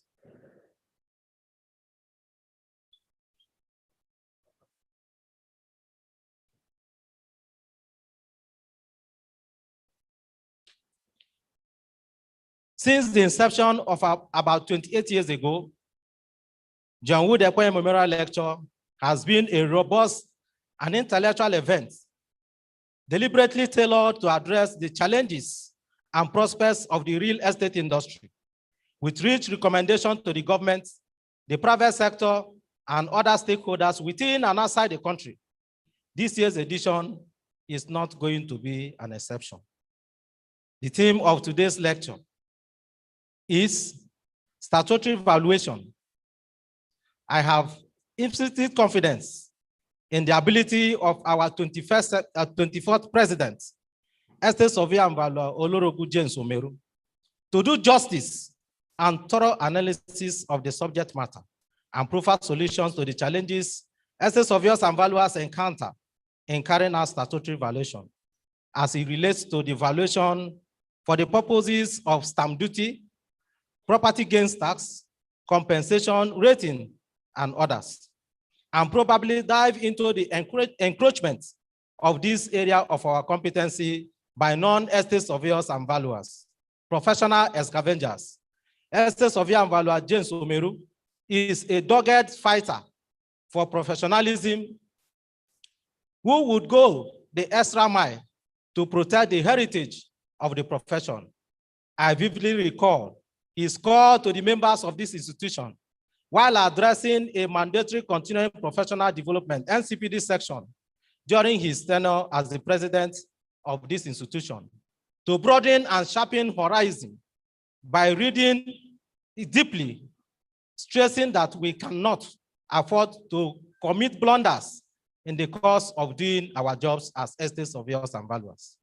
He beckoned on us all to be ready to defend the professional territories of all our by all acceptable means.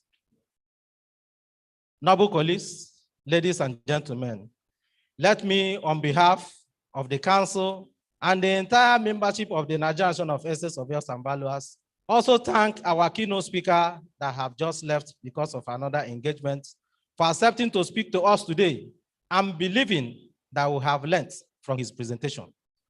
To our noble colleagues who will be inducted today, I am delighted to welcome you and congratulate you for scaling through the rigorous processes in pursuit of this honor. I congratulate you on your success and for choosing the right profession, which is estate surveying and valuation. And our honorable senator also accepted that this is a noble profession. Thank you, ma'am.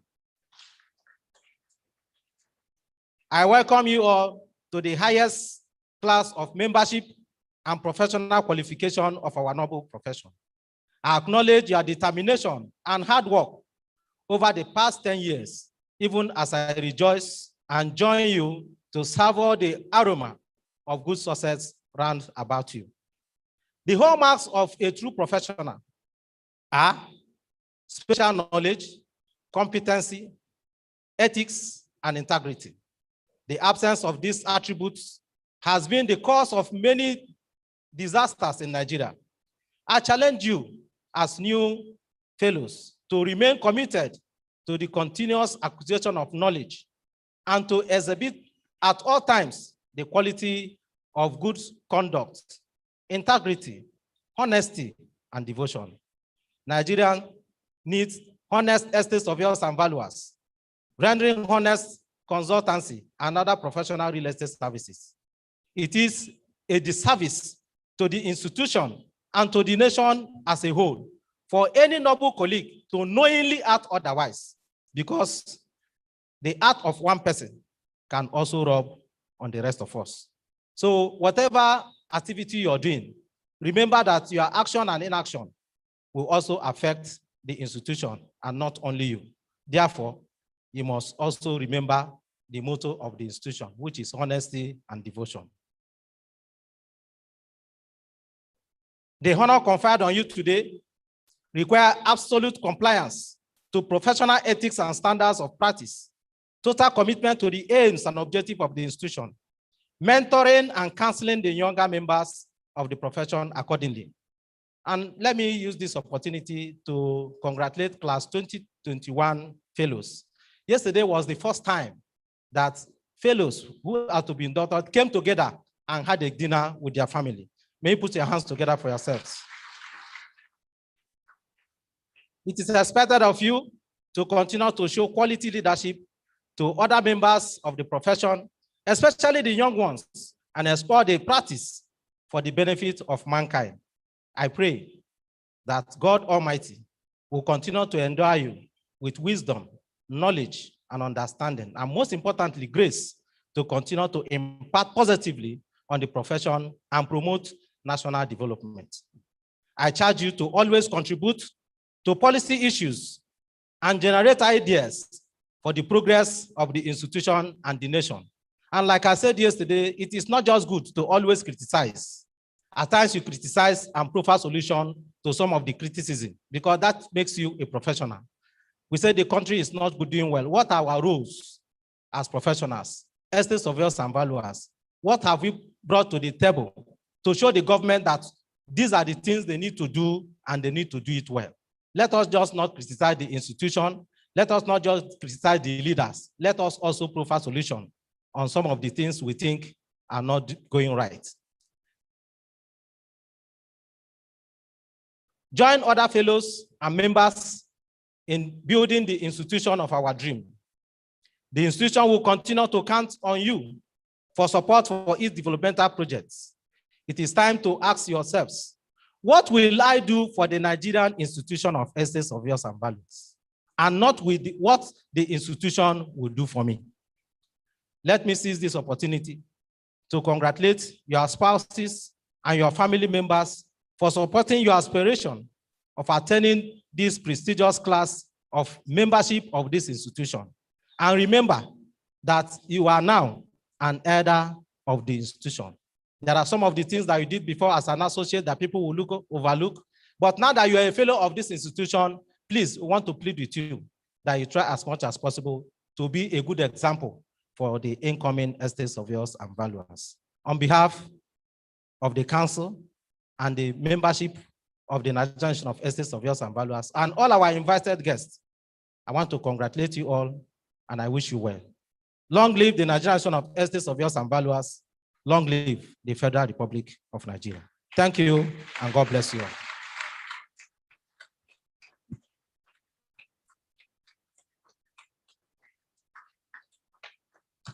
We can do better than that. Please, a round of applause for the 24th president of our great institution.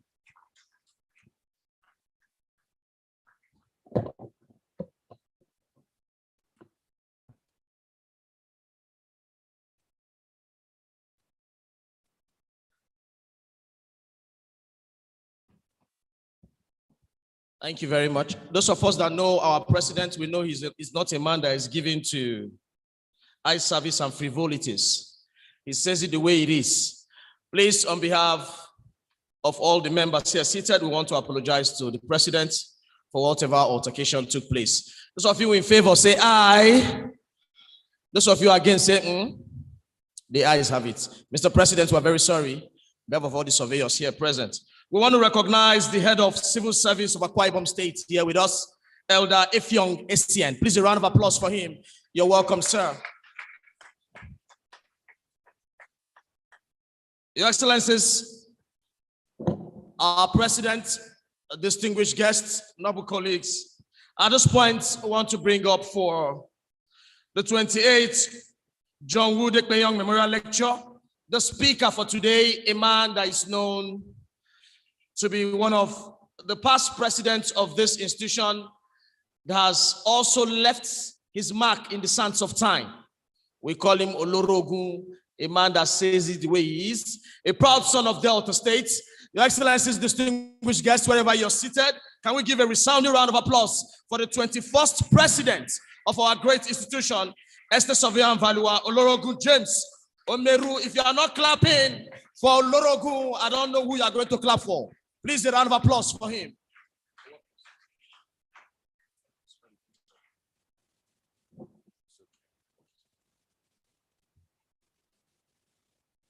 My president,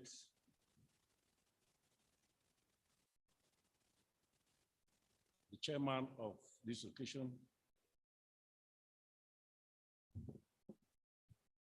and past presidents here present, noble colleagues, you're all welcome to Akwa Ibom State.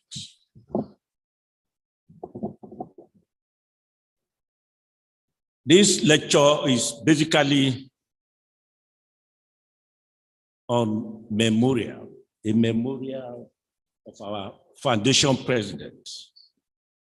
And when I was told I was going to give the lecture, what came to my mind is that you are going to talk about somebody who has done a very good turn. Still, I don't think I'm shouting. Somebody who has done a good turn to our noble institution.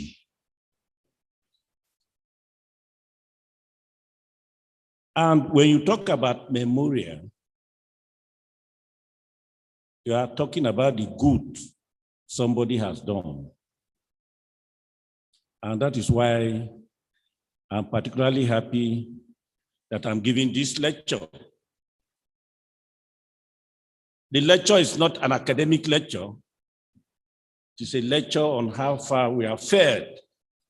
It's a stock-taking lecture on how the members of the Nigeria Institution of Estate Surveyors and Valuers are going about the practice of their profession. And the topic is the estate surveyor and his ethics, focus on statutory valuation. The estate surveyor and his ethics, focus on statutory valuation. I want to address the key words One is memorial. Another one is the estate surveyor. And the last one is ethics. And we want to be a little bit, to be very primary in our definitions. The Oxford Advanced Learners Dictionary defines memorial, if used as a noun,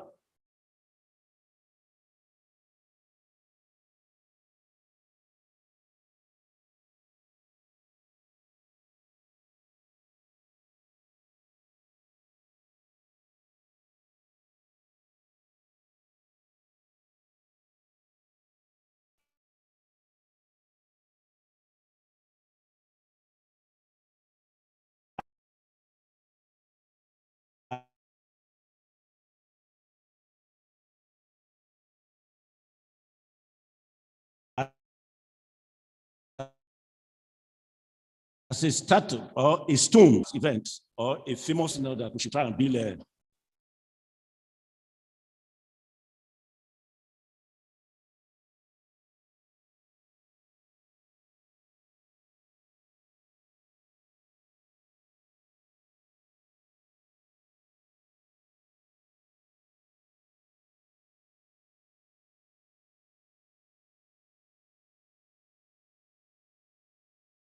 Pope Harriman, Pa Oluwatudumu, Dosumu, Ebie, and many others, and formed the association. They nurtured it, and God government recognized it and legalized it. Major General Katagora then signed the edict that brought our institution into being through the help of our past leaders.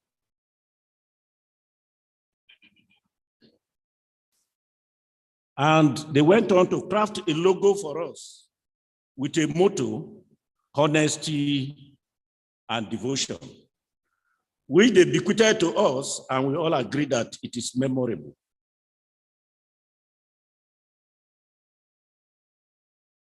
And who is the estate surveyor and valuer? The estate surveyor and valuer is he who is a member of the Nigerian Institution of Estate Surveyors and Valuers and has been registered by the Estate Surveyors Registration Board of Nigeria. I said we want to be a little bit elementary.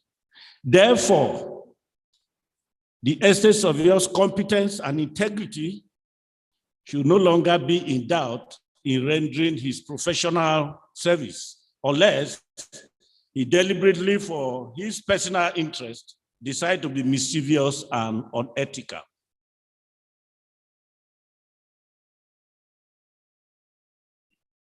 Three, professional ethics. Professional ethics. The same dictionary defines ethics as moral principle that control or influence a person's behavior, rules of behavior. The word ethics is derived from the Latin word ethos, which means character. It is the science of character,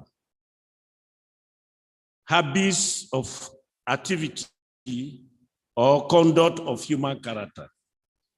Professional code of ethics, therefore, are cardinal guiding principles, moral codes, rules of behavior, ethics, which are recognized as the standard of working ethics expected of members of a profession.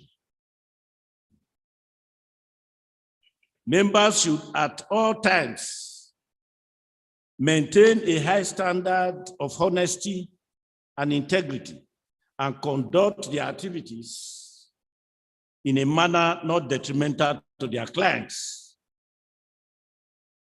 Not detrimental to their clients, to their colleagues, to their employers, the public, and their profession, and even to the government.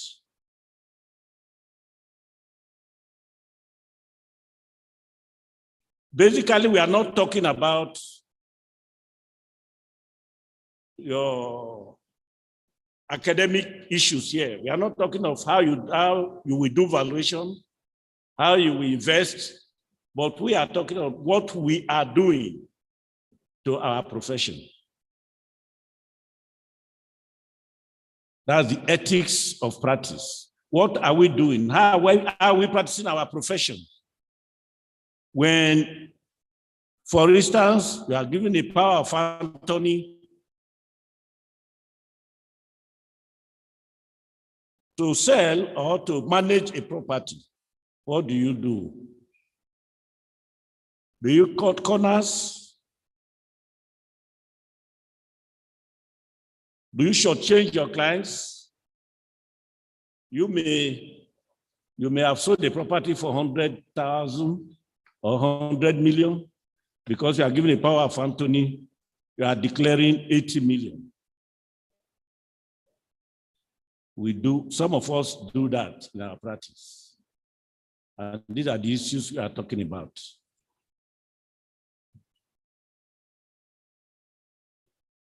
Then we come to talk about purposes of code of ethics.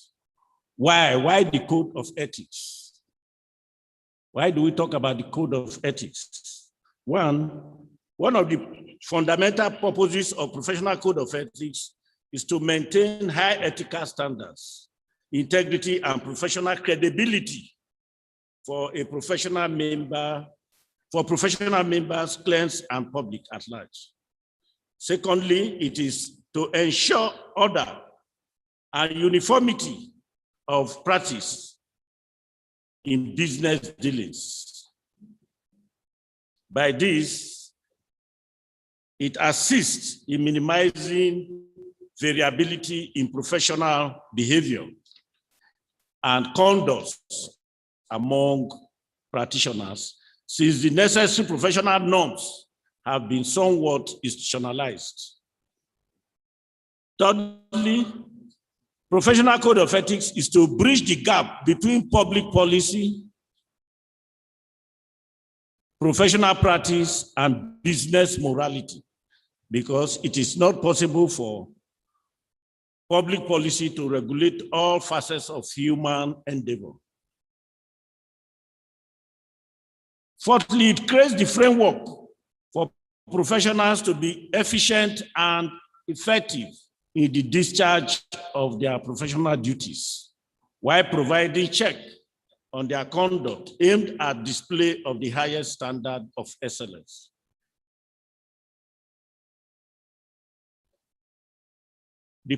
Another purpose of professional ethics is to guide a conduct which are to encourage managers to provide cooperative, equitable, and non-discriminatory treatment, which respects the dignity and privacy of the individuals. It also gives credibility to professional bodies because of sanctions that can be imposed on erring members.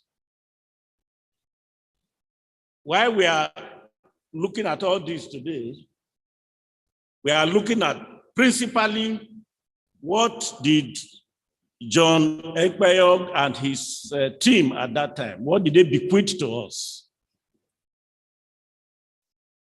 They bequeathed to us integrity, credibility, accountability, and every other issue that has to do with practice. It is not the intention of this paper to reproduce the code of professional conduct for estates of yours and valuers, published by the Estates of Yours and Valuers Registration Board of Nigeria. It is advised that every estate of yours should obtain a copy and study it, in fact, to observe and live by it.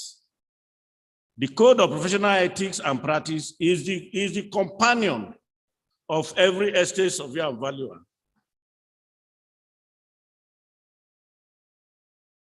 If he or she intends to succeed in professional practice, it is comprehensive to list our areas of practice and defines our core values and good conduct for members.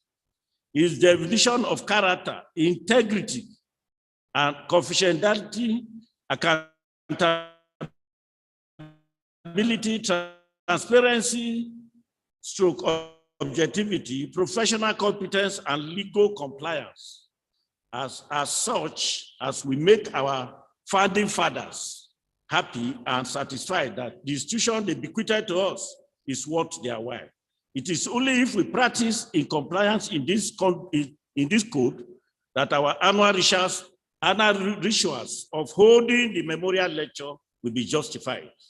As stated, the code is meant to inculcate discipline and promote excellence by providing guide on good conduct for members in the discharge of their professional duties to clients, employers, relationship with fellow members, and the public. These are personal responsibilities to every person who claims to be a professional. Then we now come to the real theme, which is the ethical issues in statutory valuation. Statutory valuation, as valuers know, is valuation by law. Valuation by law. Why we are maintaining this theme is because many surveyors, the way they practice outside, especially when it comes to issues of statutory valuation, is not giving honor to the institution at all. So in order to give an insight into the paper title, the estate surveyor and its ethics, we focus on statutory valuation. The pertinent professional code is that the estate surveyor and valuer must be legally compliant. He must act legally and comply with the laws and regulations of state in which he practices or where an assignment is undertaken. The way and manner some of our members conduct their practices on issues concerning government and oil acquisitions without recourse to the enabling laws for compensation assessment calls for serious concern.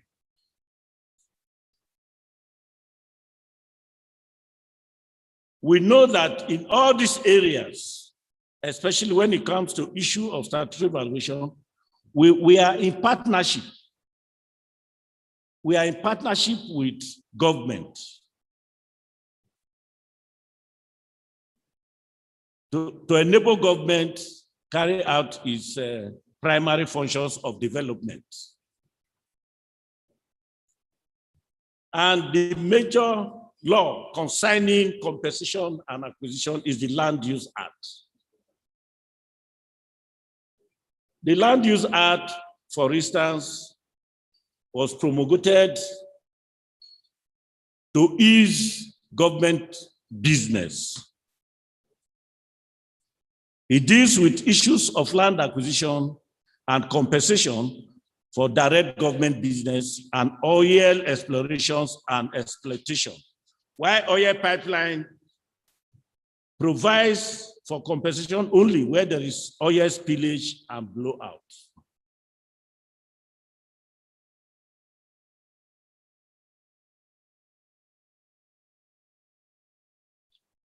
The same Land Use Act, how it concerns valuers, has to do more with issues of compensation and how you calculate or you assess compensation when there's acquisition by government and valuers are supposed to be engaged. You know, if valuers are not there, government cannot carry out any acquisition because you are at the beginning of it. So under the Land Use Act proper, compensation payments for land is an amount equal to, for land itself, it's an amount equal to the land. We have seen valuers who will carry out valuation for land against what the land user provides. They even incite communities that government must pay for land if they are representing communities. It means that you are not law if you are a valuer and you are doing that. One thing we must know is that valuers, you are a valuer because you have government backing. You are a creation of the law, and that's why you are a valuer. If you don't have the law behind you, you are not a valuer. You will be probably an ordinary historian. So they need us to carry out valuations for acquisitions. They need us to carry out valuations for mortgages and so many other areas of our practice. And that is because the law, we are established by law. So we must, everything that is concerning law, we must obey as valuers. This topic, it becomes necessary because of the way many of our valuers carry on. So it's a direct talk to ourselves so that after this time out, we should be able to know how we go about representing clients of government.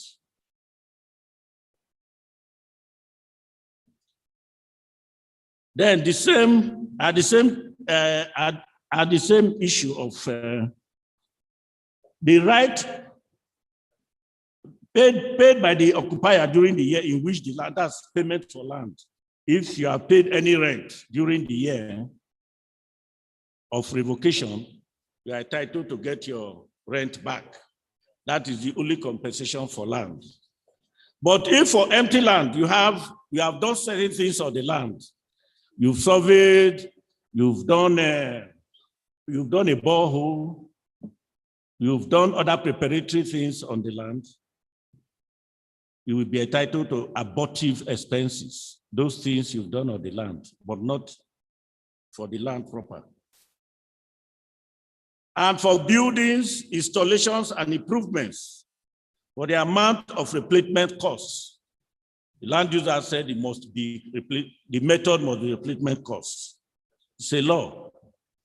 That is to say, such costs as may be assessed on the basis of the prescribed method of assessment as determined by the appropriate officer.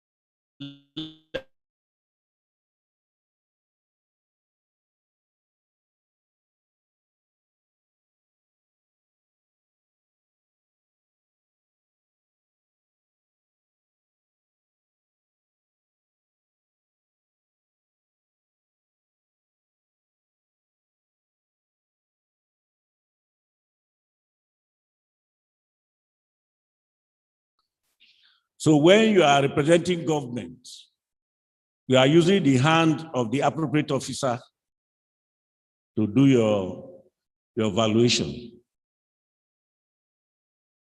So as for crops, what we advise, since our member is the appropriate officer, the director of lands, from state to state, we should appeal to the director of lands. It should be more pragmatic and review these rates more regularly. So every 5 years, you should review rates. So we collaborate with the appropriate officer and let him review the rates regularly so that we will not have the issues of people advocating the use of investment method because of inflation.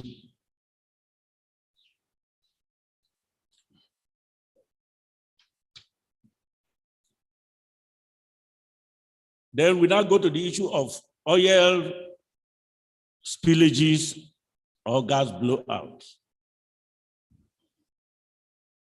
I'm only restricting myself to issues of compensation in all these matters.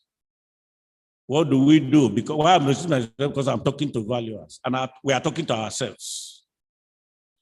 So that you don't delve into areas that do not concern the valuers.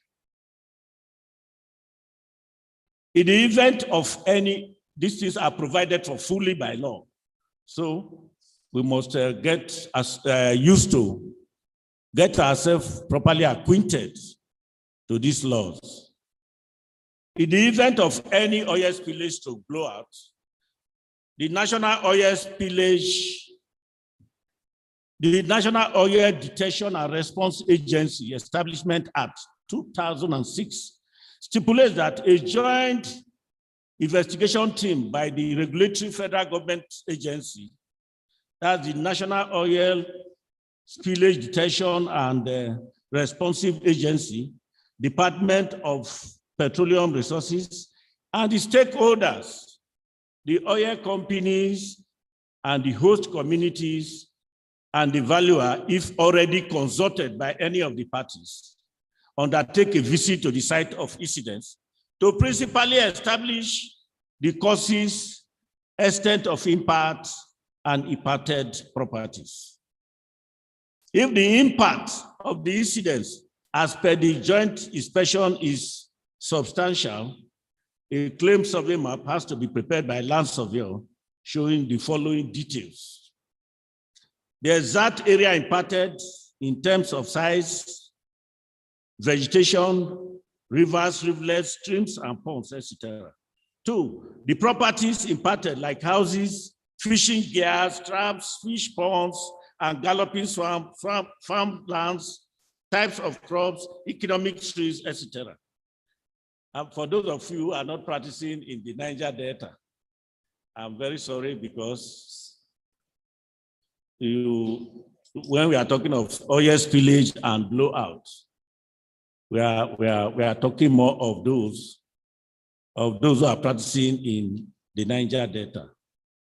For other members who are in Lagos and Abuja, you do more of sales, you do more of management. But whatever area you are practicing, the issue of ethics of the profession is very key. And that is what we are talking about. I'm only talking about this because these are the way to go about it, so that to enhance the ethics of the profession. If you are quite acquainted with all these procedures provided by the laws, you will not go on arguing or doing valuations outside what is provided in the laws. For emphasis, the estate surveyor and valuer that is engaged by either of the parties cannot carry out his assessment in a vacuum or in isolation. He must be guided by the JIV report and the claim survey map. Then the oil pipeline part 4, section 24.5, for you to know the seriousness of most of these issues. Part 4 says, no compensation shall be awarded in respect of unoccupied land as defined in the Land Use Act. Even the Oil Pipeline Act is referring back to the Land Use Act when you come to issue of land compensation for land, except to the extent and in the circumstance specified in the Act. Then section 5 also went on to say, in determining compensation in accordance with the provisions of this section, the court shall not apply the provisions, the court shall apply, not the court shall apply the provisions of the Land Use Act so far as they are applicable and not in conflict with anything in this act, as if land and interest concerned were land and interest acquired by the public by the president for public purpose. Why this matter is so strict is because when you come to issues of oil exploration and exploitation, government always go in partnership with other stakeholders. So when you see companies, oil companies, you know that government is behind them. And issues of acquisition, you still go strictly, whether they acquire, whether Shell, Mobil, anybody is acquiring, is government that is acquiring, because government is the senior partner in the partnership. So they cannot go it alone. So given the above scenario, it is quite clear that the estate surveyor and valuer has very little or no discretion for independence of thought in statutory valuation. Ethically, he must act legally and comply with relevant laws and regulations of the state, statutes, standards, or practice statements in force at the time.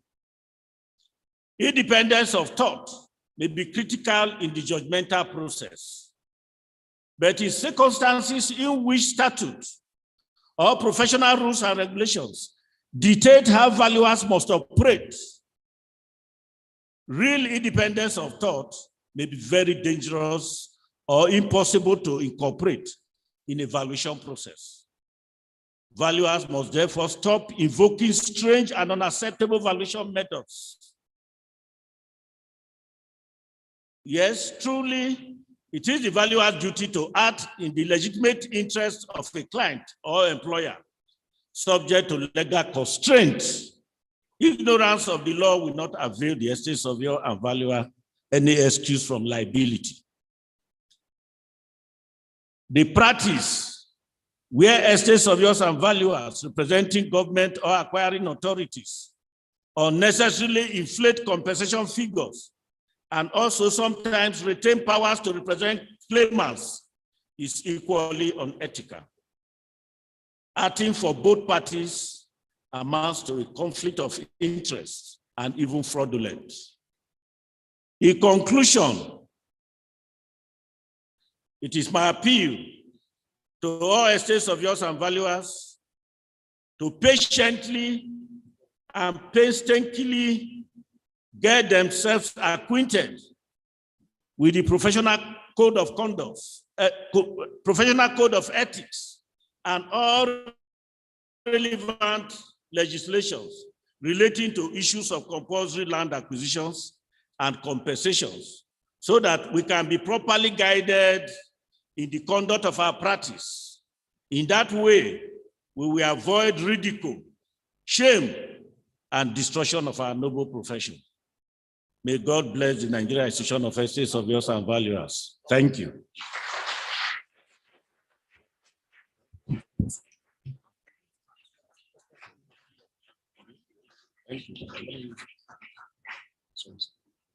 Please, we can do better than that. Please, once again, a round of applause. Well, while he was presenting, I told my colleague that was sitting next to me, I said, this man that is speaking is an authority. You know, when they say somebody is an authority, what it means is that if he puts his seal or his signature close to anything that looks like valuation and compensation from the Niger Delta part of Nigeria, trust me, you are home and dry. Please, once again, a round of applause for the Olorogo himself. I'll be inviting the president of our institution, the 24th president. Please, a round of applause for him as he comes to present the plaque to our very own guest speaker. After that, the chairman of the occasion will be coming forth to also collect his own plaque. Please, a round of applause for the president.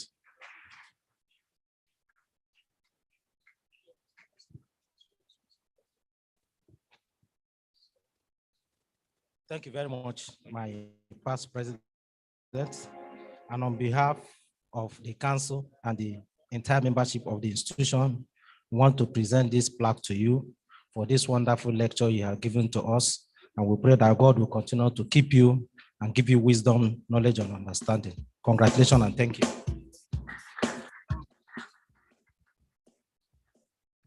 Congratulations, sir. Up next is the chairman of today's occasion, Estate Surveyor and Valuer, Michael. Please, a round of applause for him as he comes up. Also a past president of this great institution. The chairman of this occasion, a past president, the guest speaker, a past president, in that order, Mr. President, sir. My past president, first of all, I want to thank you for reminding me that I have limited time to go. I have counted, it's 82 days, and I will always begin to reduce by this.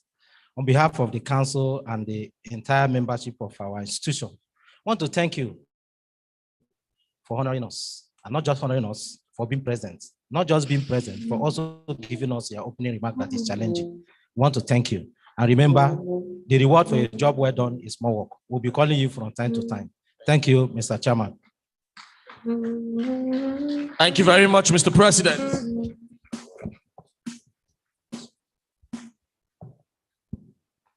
Thank you very much, Mr. President, and also to the chairman of today's occasion. The hour has come, Your Excellencies, distinguished ladies and gentlemen, the hour has come. I'll be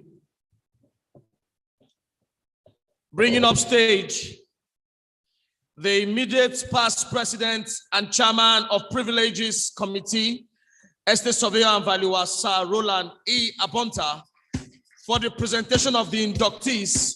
Please, wherever you are, please a round of applause for him as he comes to present the inductees.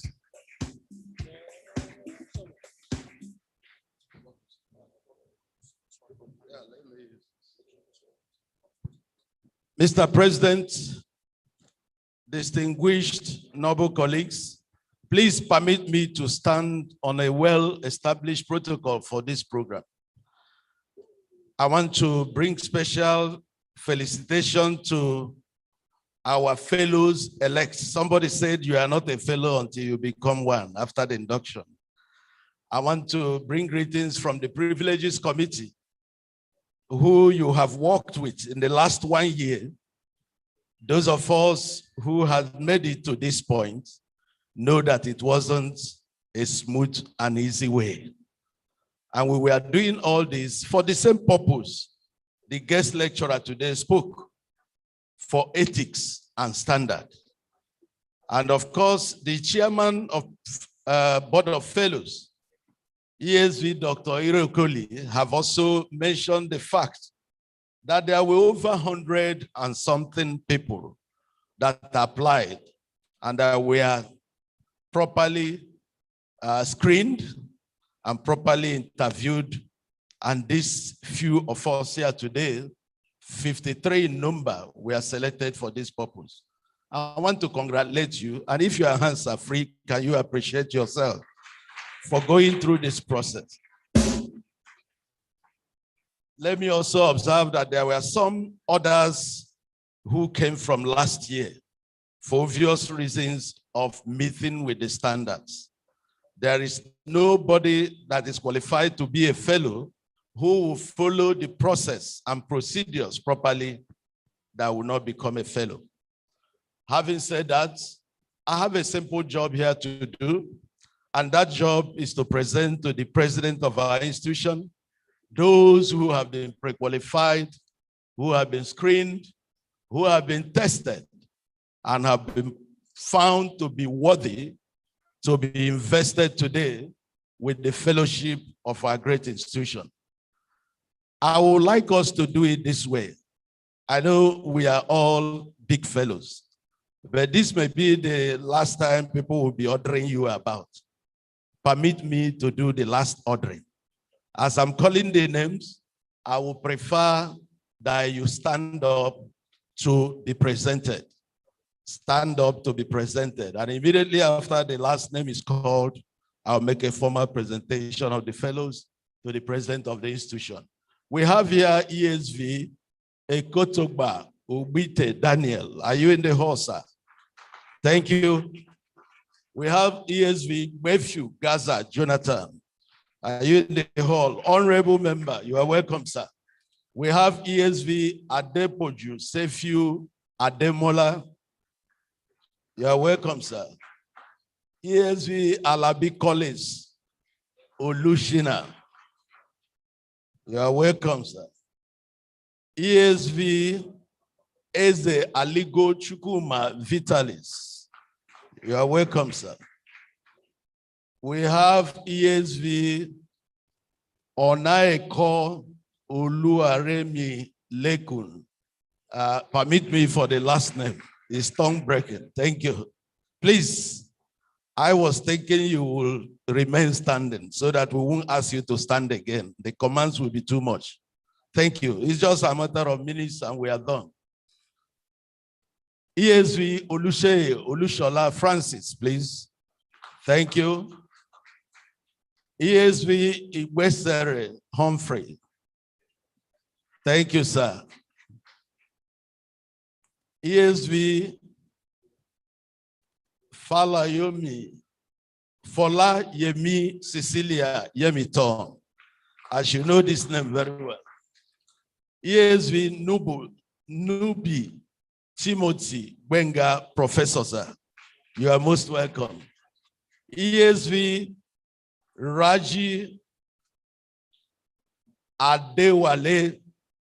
I didn't know how to pronounce the middle name. You are welcome, sir. Are you in the hall? Thank you, sir. Thank you.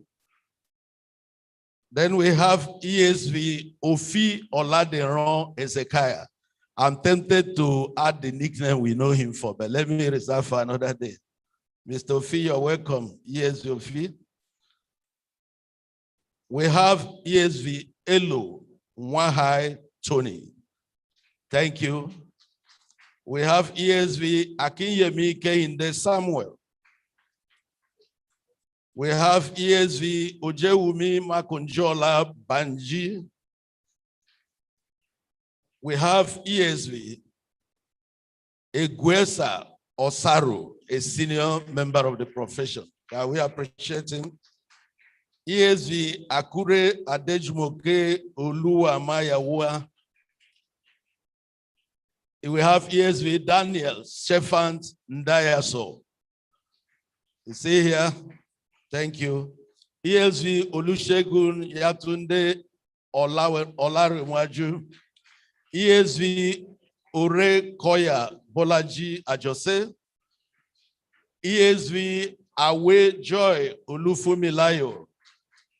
ESV Abua Kenneth. ESV Olajide Sunday Emmanuel. Well, it's written here, absent with apology. That qualifies him to be inducted by council any other time. ESV Balogu Munti Kolaba, the honorary treasurer of the institution. ESV Ovuru Bumiel Samuel. ESV Gambo Yusuf Luka. ESV Michael Ihanacho. ESV Inyanguadom Emmanuel John. ESV Oluyemu Titus Olushogun. ESV Ehumado Chibozo Rollins. ESV Idike Ivie Arihe. ESV Okechi John Nedu. ESV Ajayi Ayodele Muhammad Lawa. ESV Onimola Ayodele Elvis. ESV Olaya Folashade Ajoke. ESV Baba Bolanle Sahid. ESV Wokomachima Emmanuel. ESV Okabwe Christopher Chukuma. ESV Igene Bale Fidel Ehizibue. ESV Akinlabi Akintomide Joseph. We have ESV Ismail Mo Foluke Olumide. Olamide, please. ESV Chid Akim Victoria Wamo, ESV Abdullahi Bawa Chafe, ESV Ariwanze Michael Ikechuku, ESV Obaito Abdul Malik Sule, ESV Oleka Jasper Obina, ESV Mahmoud Mudu Mohammed, ESV Adedibu Abayemi James, ESV Omotosho Jim Olainka, ESV Mado Wafo George, ESV Olabode Abiodun Aziz, ESV Owanda Collins Ndamze, ESV Iheanacho David Uchenna. That's the 53rd person on our list. Mr. President, I am excited and delighted to present these ones who have fulfilled all the requirements to be invested as fellows of our institution. Thank you and God bless you.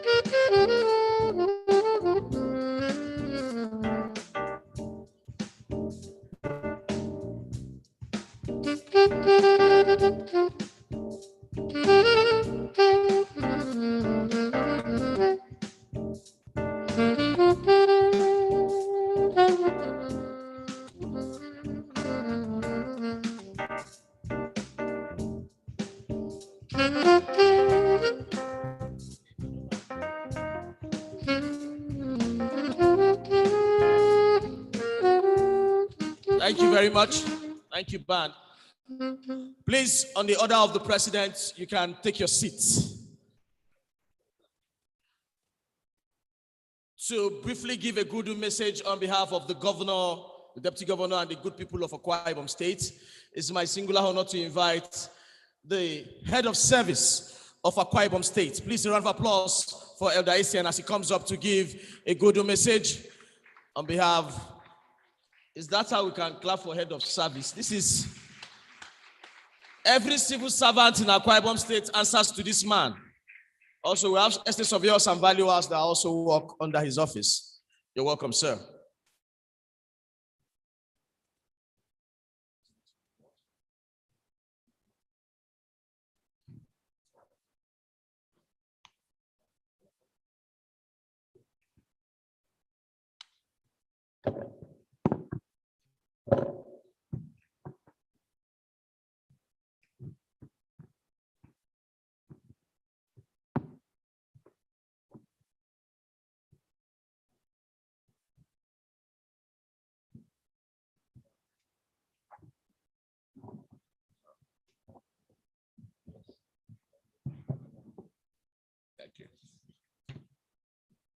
The president of the Nigerian Institution of Estate Surveyors and Valuers, the chairman of this occasion, permit me to stand on the protocol that have earlier been established for this occasion. A remark by Elder Ekpenyong, the head of Civil Service, Akwa Ibom State, at the 28th John Wood Ekpenyong Memorial Lecture and Fellows Induction Ceremony organized by the Nigerian Institution of Estate Surveyors and Valuers, holding here in this prestigious Ibom Icon Hall and Golf Resort Hall today. Akwa Ibom State has a verifiable record of producing many firsts in Nigeria.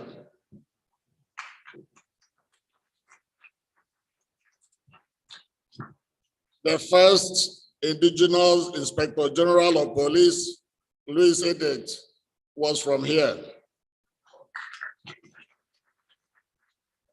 The first commissioned officer in the Nigerian Army, Wellington Bassey, was from here. The first central bank governor, who later became the governor of the then Cross River State, His Excellency Chief Clement Isong, was from Akwa Ibom State, and many others. I was so excited to know from your invitation letter that, again, the pioneer president of the Nigerian Institution of Estate Surveyors and Valuers, Surveyor and Valuer John Wood Ekpenyong, was from Okuiboku in Itu local government area of Akwa Ibom State. Therefore, I sincerely appreciate this opportunity to be part of this great event of celebrating the memory of a prominent Akwa Ibom son at the 28th John Wood Ekpenyong Memorial Lecture and the 2022 Fellows Induction Ceremony. I appreciate the successive leadership of Nigerian Institution of Estate Surveyors and Valuers for immortalizing one of our own and for the honor of hosting this assemblage of professionals in Uyo. On behalf of the entire workers of Akwa Ibom State, I say welcome to our state, the preferred destination.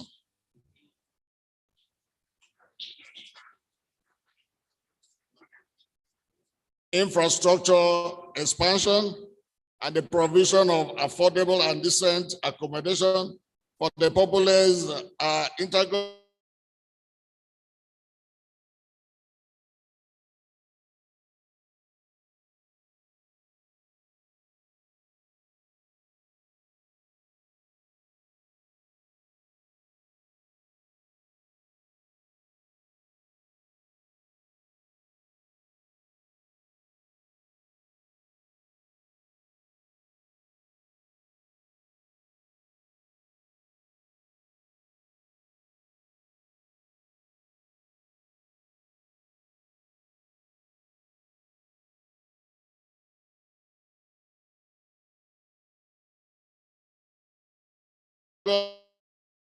of Governor Udom Gebele. Players and valuers have continued realization of government's housing development and urbanization efforts aimed at providing affordable and comfortable accommodation and other infrastructure for the people. The institution's practical steps at enforcing professionalism and eschewing unethical practices among members, aside ensuring standard, also check quacks within the fold. This is highly remarkable and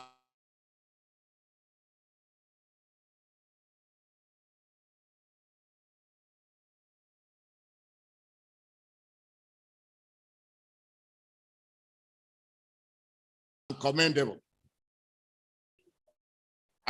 The deliberations and outcome of this lecture will further broaden and refresh the knowledge base of the participants and reposition the practice of estate surveying and valuation by the practitioners. Above all, let me appreciate you for inviting me to this event. Do have a very wonderful and impactful deliberation. Thank you, and God bless all of you.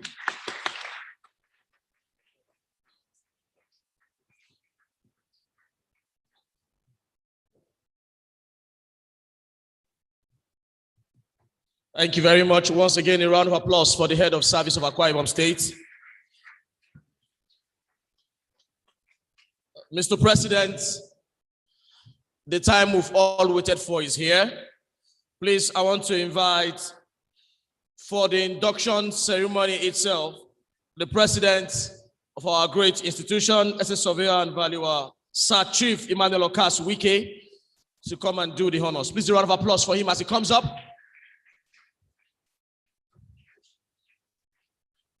Please, when it's time, as soon as we start calling the names of the inductees, please, you're going to file in from the right side of the stage, which is your left-hand side of the stage, to exit from this other side, Mr. President.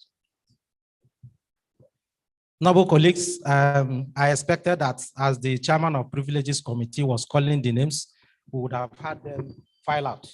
That would have reduced time for us, but since that is not done, please, I know that we are all matured people and we know how we are called.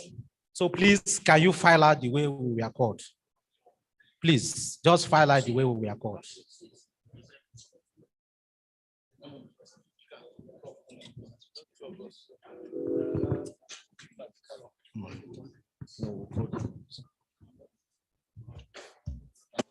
Down the Kotogo. Just no, wait. Here. Down the Kotogo. Ogwefi Gaza, Jonathan. Adikwa Josephiu, Ademola. Alabi Collins, Olushino. Ezeoligo Chukuma, Vitalis. Anoyeko Oluware Miloklekun. Oluseyi Olushola, Egberase Humphrey, Folayemi Cecilia,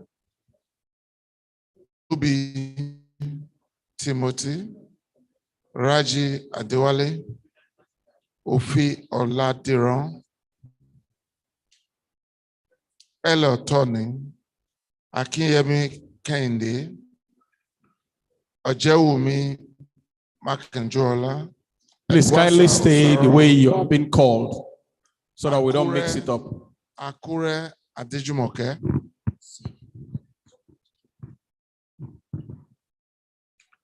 Daniel Shefand.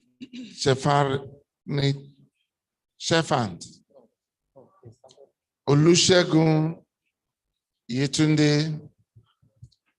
Orekoya Bolaji. Awe Joy. Abua Kenneth, Ola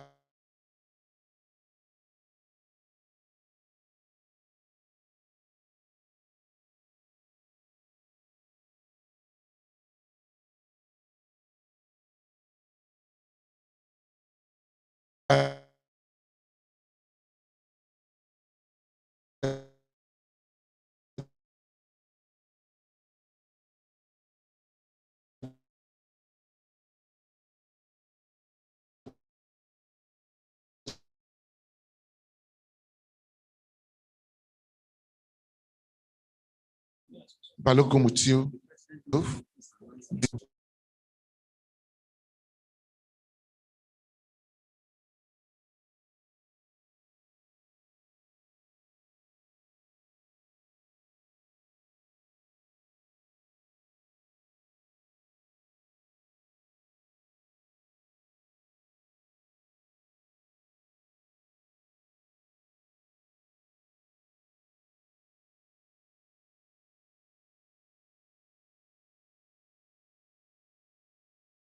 Victoria. Abdullahi Bawa. Abdullahi Bawa, follow. Aniwazi Michael. Aniwazi Michael. Obaito Abdul Karim. Sule. Obaito Abdul Karim, please follow. Oleka Jasper. Oleka Jasper. Mahmoud. Mahmoud Momodu. Mahmoud Momodu. Adedibu Abayomi. Adedibu Abayomi. Motosho Olainka. Madu, one for George. Olabode. Madu for Abiodun. Wando Collins. Collins or Honda. Honda, sorry. Ifenacho David Uchena. David Uchena. Ifenacho. Thank you. Please file in that order. Yes.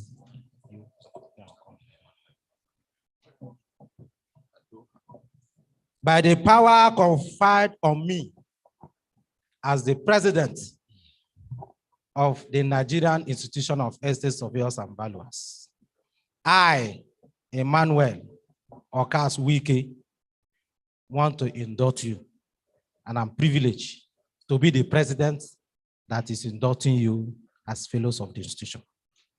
So I'm sure you have your oath and affirmation of allegiance. Noble colleagues, this is the high point of our event, and I need some quietness, please. Please, please, please, please, please. You say after me, I,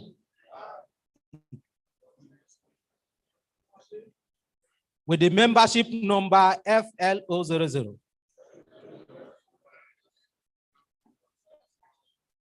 do solemnly swear that I will be faithful and bear true allegiance to Nigerian Institution of Estate Surveyors and Valuers. I want us to repeat that line. That I will be faithful and bear true allegiance to Nigerian Institution of Estate Surveyors and Valuers. That as a fellow of the institution, I will put service above self and act in the best interest of the profession of estate surveying and valuation at all times. That I will uphold the motto of the institution, honesty and devotion in all my endeavors.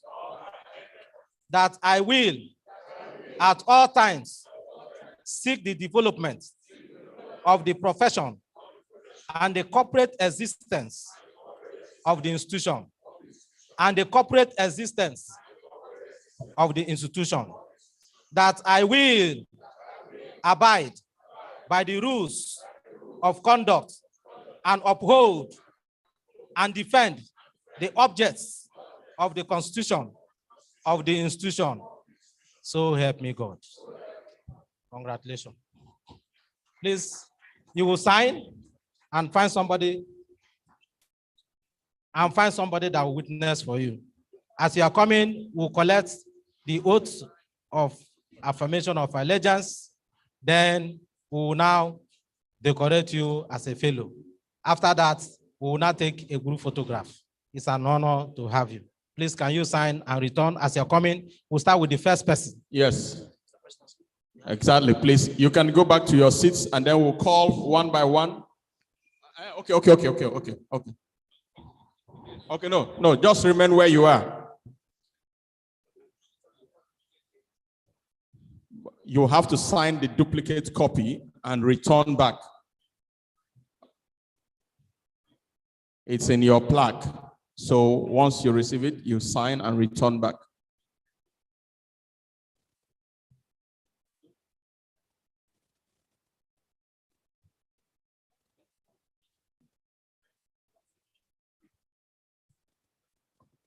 So do we start calling the first person?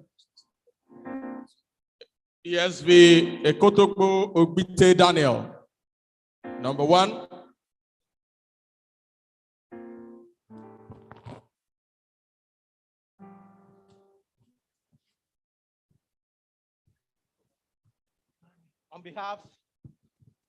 On behalf of the institution, we hereby decorate you as a fellow of this great institution. Congratulations. Please clear, photographers, please clear so that you can. Yeah, okay. Number 2, ESV Bewe Gaza Jonathan. On behalf of the institution, we hereby decorate you as a fellow of this great institution. And I want to personally thank you for all your contribution to the development of our great institution. Thank you very much and congratulations. Thank you very much. I appreciate it. ESV Adepoju Sefiu Ademola. On behalf of the council and the entire members of this great institution, we hereby decorate you as a fellow of this great institution. Congratulations. ESV Alabi Collins Olushino. On behalf of the council and the entire members of this great institution, we hereby decorate you as a fellow of the institution. Congratulations. ESV Ezalugo Chukuma Vitalis. On behalf of the council and the entire members of this great institution, we hereby decorate you as a fellow of this great institution. Congratulations. ESV Onaiko Oluware Milekun Ishibowen. On behalf of the council and the entire members of this great institution, I hereby decorate you as a fellow, and I want to thank you personally for the good job that you're doing for the institution. Thank you very much. Congratulations. ESV Olusheyi Olushola Francis. On behalf of the council and the entire members of this great institution, we hereby decorate you as a fellow of the institution. Congratulations. ESV Berese Humphrey. On behalf of the council and the entire members of this great institution, we hereby decorate you as a fellow of the institution, and we pray that God will continue to sustain you. Congratulations, sir. ESV Folayemi Cecilia Yemiton. On behalf of the National Council and the members of this great institution, we hereby decorate you as a fellow of the institution. Congratulations. ESV Nubi Timothy Benga. On behalf of the council and the membership of this great institution, I want to thank you for your numerous contributions to the growth of the profession and in particularly the institution. We are very grateful. Congratulations, and we hereby decorate you as a fellow of this great institution. ESV Raji Tawhid Adewale. On behalf of the council and the entire members of this great institution, we hereby decorate you as a fellow of this great institution and appreciate the effort you have done to see this particular ceremony go through. Congratulations. ESV Ofi Oladiron Hezekiah. On behalf of the council and the entire members of this great institution, we hereby decorate you as a fellow of this great institution. Congratulations. ESV Elo Weinheit Tony. On behalf of the council and the entire membership of this great institution, we hereby decorate you as a fellow of this great institution. Congratulations. ESV Akinyemi Kehinde Samuel. On behalf of the entire membership of this great institution, we hereby decorate you as a fellow of our institution. Congratulations. ESV Ojewumi Makonjola Banji. On behalf of the council and the entire members of this great institution, we hereby decorate you as a member, as a fellow of the institution. And we say we need your efforts, more effort to grow this institution. Congratulations. Thank you. ESV Ogwasa Osaro. On behalf of the council and the entire members of this great institution, we hereby decorate you as a fellow of the great institution. Congratulations. Yeah. ESV Akure Adejumoke Oluwamayowa. On behalf of the council and the entire members of this great institution, we hereby decorate you as a fellow and also appreciate you for all the effort you are making, especially concerning our conference that is coming up in June. Thank you and God bless you. ESV Daniel Shafant Ndeyanto. On behalf of the council and the entire members of this great institution, we hereby decorate you as a fellow of the great institution of Nigeria of Testes of Yours and Valuers. Congratulations. ESV Olusegun Yetunde Olarinwaju. On behalf of the council and the entire members of this great institution, we hereby decorate you as a fellow of the institution. Congratulations. ESV Orekoya Bolaji On behalf Ajose. of the council and the entire members of this great institution, we hereby decorate you as a fellow of the institution. Congratulations. ESV Awe Joy On behalf Olufumilayo. of the council and the entire members of this great institution, we hereby decorate you as a fellow of the institution.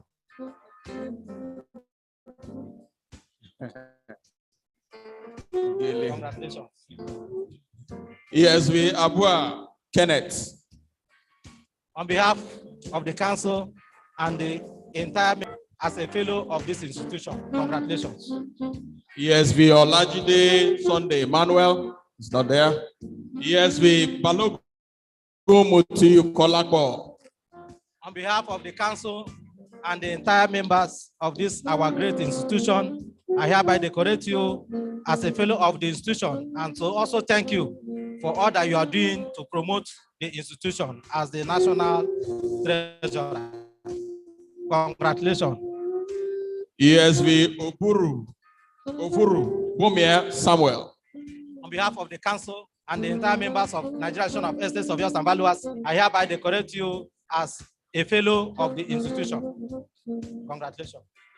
ESV Gambo Yusuf Luka. On behalf of the council and the entire members of this great institution, the Nigerian Institution of Estates of Yours and Valuers, I hereby decorate you as a fellow of the institution. ESV David Michael Ihena Cho. On behalf of the council and the entire members of Nigerian Institution of Estates of Yours and Valuers, I hereby decorate you as a fellow of the institution. ESV Iyangudo Emmanuel John. On behalf of the council and the entire members of this great institution, the Nigerian Institution of Estates of Yours and Valuers, I hereby decorate you as a fellow of the institution. Congratulations. ESV Oluyemo Titus Olusegun. On behalf of the council and the entire members of this great institution, the Nigerian Institution of Estates of Yours and Valuers, I hereby decorate you as a fellow of the institution. Ihumadu Chibuso Rollins, my man. Congratulations. On behalf of the council and the entire members of the Nigerian Institution of Estates of Yours and Valuers, I want to decorate you as a fellow of the institution and also tell you thank you for your contribution to the development of the profession. Congratulations. Idike Ivie Ariahi. On behalf of the council and the entire members of the Nigerian Institution of Estates of Yours and Valuers, I, the president here, induct you and decorate you as a fellow of this great institution. Congratulations. Okechi John Nedu. On behalf of the council and the entire members of this great institution, as the president, I hereby decorate you as a fellow of the institution. Estate Surveyor Valuer Ajayi Ayodele Mohammed Lawal. On behalf of the council and the entire members of the Nigerian Institution of Estates of Yours and Valuers, I hereby decorate you as a fellow of the institution. ESV Enimola Ayodele Elvis. On behalf of the council and the entire members of this great institution, the Nigerian Institution of Estates of Yours and Valuers, I, Emma Okasuike, the president, hereby decorate you as a fellow of the institution. Estate Surveyor and Valuer Olaya Folashade Achoke. On behalf of the council and the entire members of this Nigerian Institute of Estates of Yours and Valuers, I, the president, decorate you as a fellow. Congratulations, ma'am. ESV Baba Bolakale Sahid. On behalf of the council and the entire members of Nigerian Institute of Estates of Yours and Valuers, I, the president, decorate you as a fellow of the institution. Nwokoma Chima Emmanuel. On behalf of the council and the entire members of this great institution, I, the president, hereby decorate you as a fellow of the institution. Estate Surveyor and Valuer Okagwe Christopher Chukuma. Onyanambala. On behalf of the council and the entire members of this great institution, the Nigerian Institution of Estates, Surveyors and Valuers, I, the president, decorate you as a fellow of this institution. Estate Surveyor and Valuer, Ekenegbale Fidel, Ehizebue, Egbefuweri Owan. Congratulations, sir. I, the president, on behalf of the council and the entire members of this great institution, the Nigerian Institution of Estates, Surveyors and Valuers, decorate you as a fellow of the institution. Congratulations. Akinlabi Akintomide Joseph. I, the president of the institution, hereby decorate you as a fellow of this great institution, and to also thank you for the good job you are doing for the profession. Thank you very much and congratulations. ESV Ismail Mafoluke Olamide. On behalf of the council and the entire members of this great institution, I, the president, hereby decorate you as a fellow of the institution. Congratulations. ESV Chidi Akim Victoria Wamu.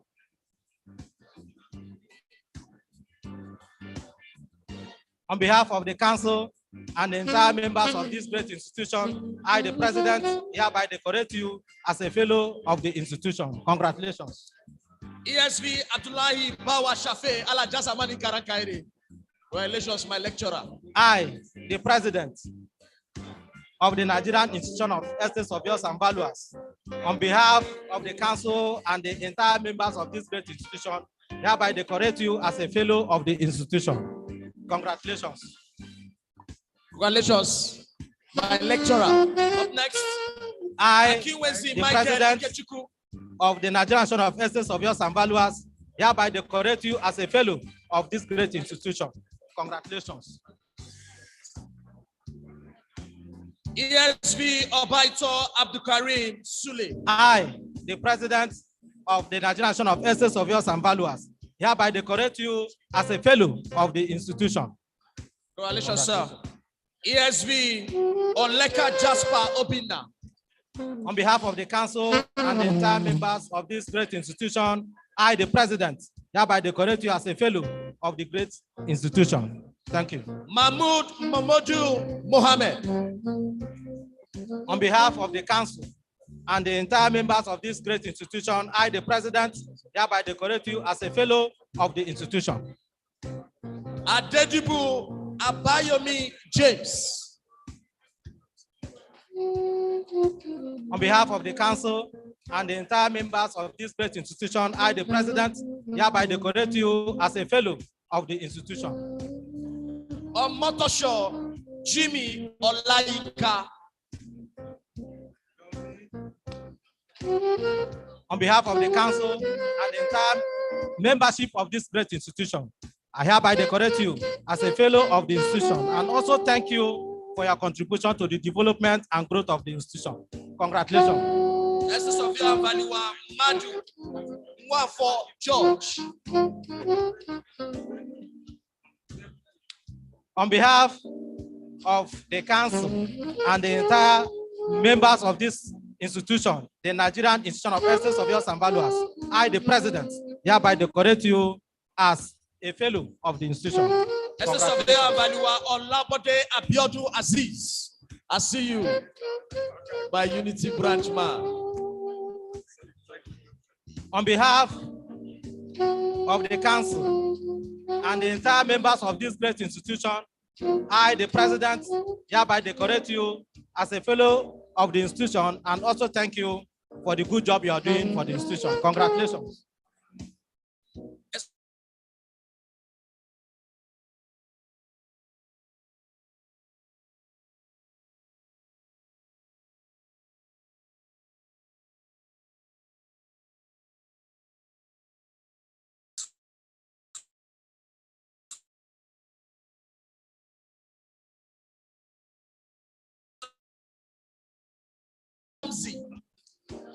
Of our institution, the Nigerian decorate you as a fellow of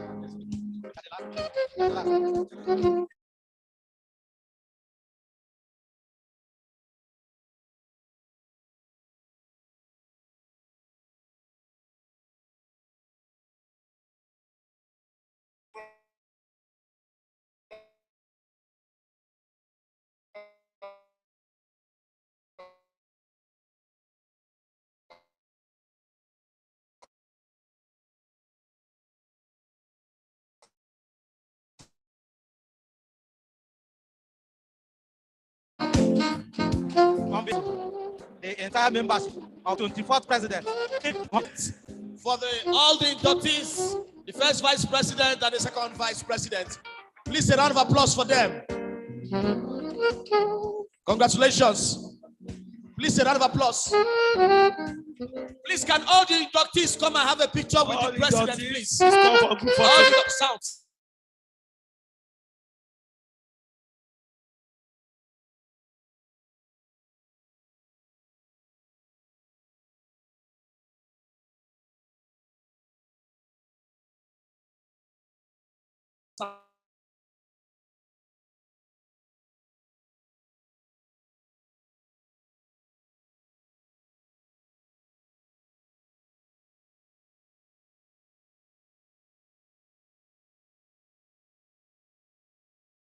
Sound.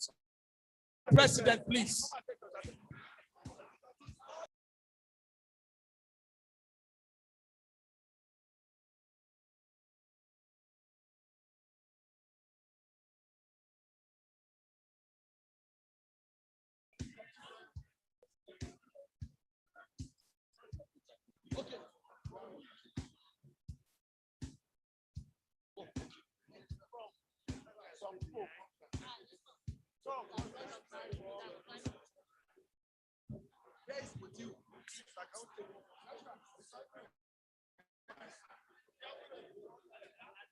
Please, our inductees, you have to be in this picture. If you know that you are very tall, if you know you are summarized, please, you climb stage.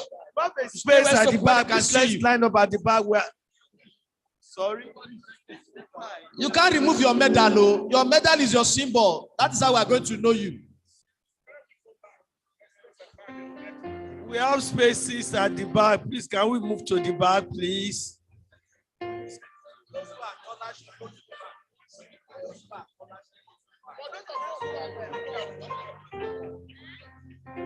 You can have your way.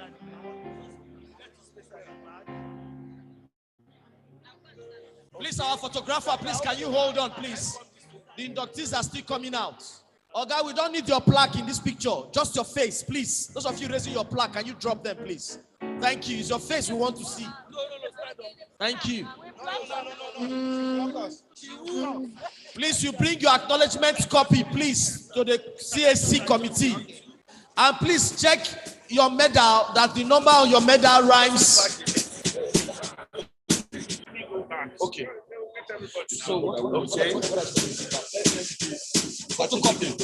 Please bring back this photocopy of your oath, the certificate of oath that you took, please. Duplicate of the signed copy. Please bring it to the CAC, please, at the back of the stage here, please. Please, can we all go back to our seat if we are done, so we can proceed with this event? Duplicate copy of your certificate, please. Can we go to our seats, please? Can we all go back to our seats? Let's proceed with this event, please.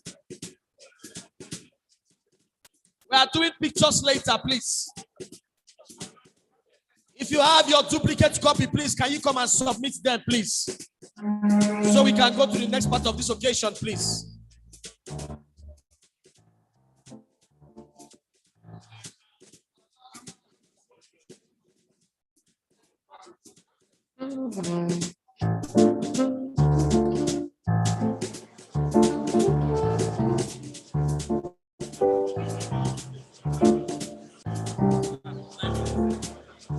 Please, our band, can you just hold on, please? Please, every member that has been inducted, please sit down, please. Whatever picture you want to take can still be taken. We are not done yet, please. On the instruction of the president, everybody should be seated now, please. Inductees, family members, spouses, everybody should be seated, please. Please. On the order of the president, please. The president is also going to his seat now, please. Thank you.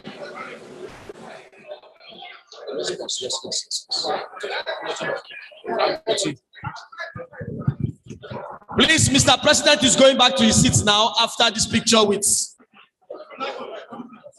the Honorary National Treasurer, the only ESV Haji, Mutiu, congratulations, sir. Please, the president is going back to his seats now, please. Every picture will be suspended after now, please. Please, every inductee, members of the Corporate Affairs Committee are coming to meet you on your seats. Please, can we all be seated, please? As soon as the president sits down, if you are standing, you are out of order, please. The president is seated. The first vice is seated. The second vice is seated. Can everybody sit down, please? Please, can everybody be seated, please? Branch chairman, please be seated, please. Inductees, be seated, we beg you. Cameramen, photographers, and photogarubas, please, can you allow them to be seated, please?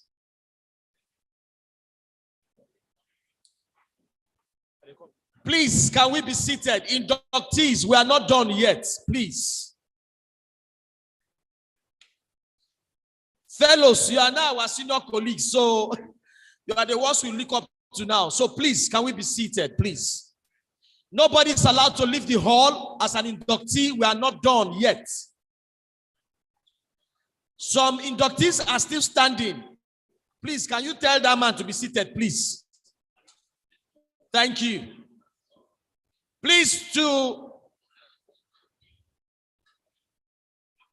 respond on behalf of all the inductees, it's my singular honor to invite Professor Timothy Nubi, a fellow of the Nigerian Institute of Ethics, Surveillance and Valuers. Please, a round of applause for him as he comes to respond on behalf of all the inductees.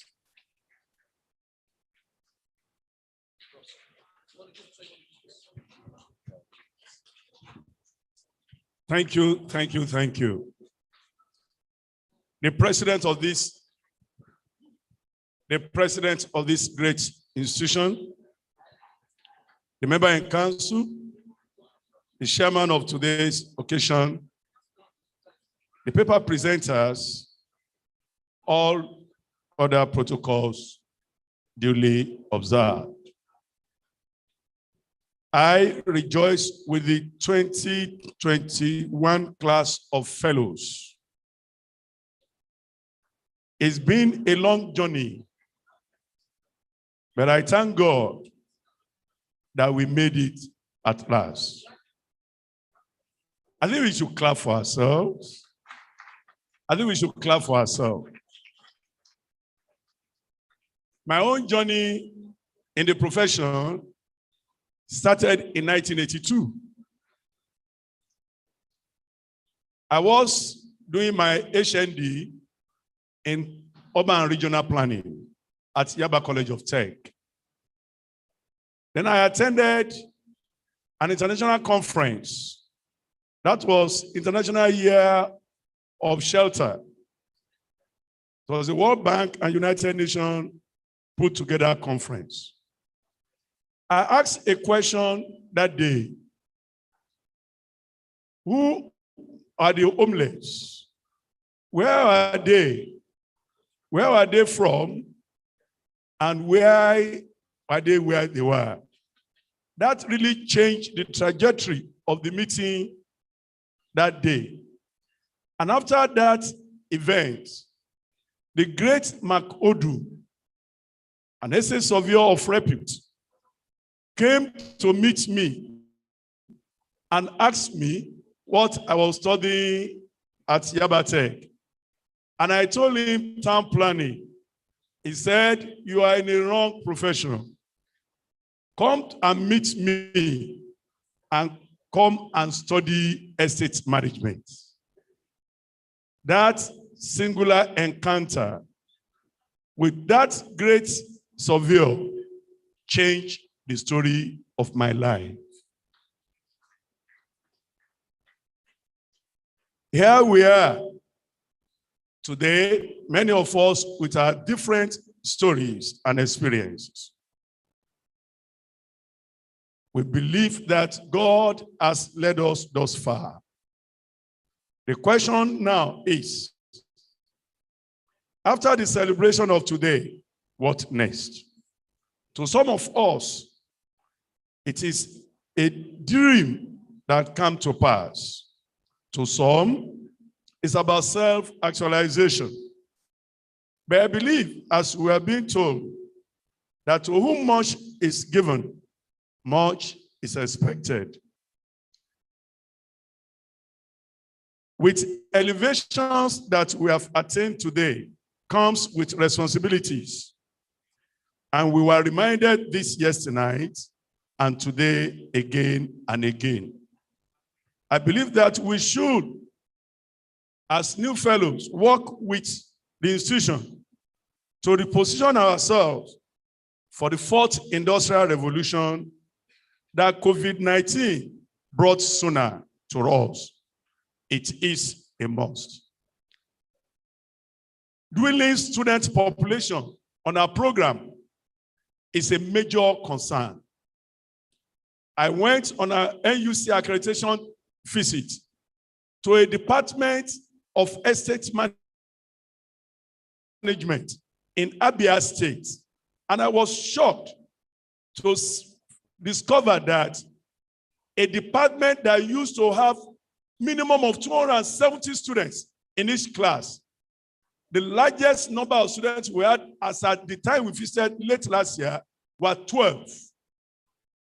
And that really gave me a lot of concern that a department that used to have 270 numbers of students now parading 9, 5. In fact, there was a particular department, I think 300 levels. They were just merely 9 in number. And therefore we say, with flexible working that defies location, what is the future of office spaces? What is the future of the largest hotel in the world today is Airbnb. What is the future of cities? Is our job going to be taken over by artificial intelligence? We need to reimagine our institutions. Working together with our universities, we need to review our curriculum. How can we work with other professionals to build better cities? Let us all join politics to rebuild this nation. Every inductees should check under their tables to see the gift that is left there for them. Long live Nigerian Institution of Essays, Surveyors, and Valuers. Long live Nigeria. God bless you for this special opportunity. Thank you very much, Professor Nubi. Please, all inductees, check underneath the seats you're sitting on. There is a gift for you, courtesy of your set. We are going straight to a very unique part. The 2022 Fellows Induction is a very special set. They have made a very special induction cake with which is the model of the National Secretariat of our great institution located in Abuja on John Ekpenyong Crescent in Abuja. And this cake is donated by SS Surveyor and Valuer Raji Adewale, a fellow of the institution. Please a round of applause for him. Our very own president, the first and second vice president will be making their way to the cake. Our past presidents will be joining them. The chairman of SVABON will be joining them. Members of the board of trustees here present will be joining them. The chairman board of fellows will be joining them. And from the inductees, we will need Professor Nubi, ESV Adewale, ESV Olajumoke, and one other lady, the director from Ministry of Lands. Please, we need you to join us as members of Mrs. Aware, Director of Land Services, Federal Ministry of Works. Am I correct? Lands, Ministry of Lands. Thank you. So can we have you, please, as representative of the inductees? Lagos State, Eko for sure. Please, our representative from Federal Ministry of Housing, Works and Housing, Abuja, Director, please join. Let there be balance. If there is Lagos, there should be Abuja. God bless you. Please, round of applause for our director as he joins in. Thank you. He's our director. He's my director. Let him join in, please. He's not. That's the seat of power. Let there be balance. You're welcome, sir. Ladies and gentlemen,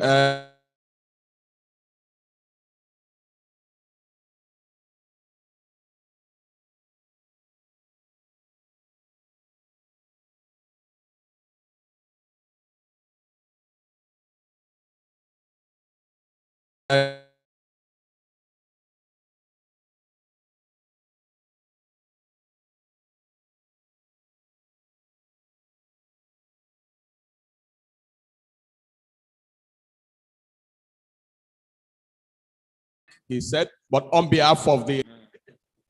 Thank you very much, Mr. Chairman, Presidential Media Team.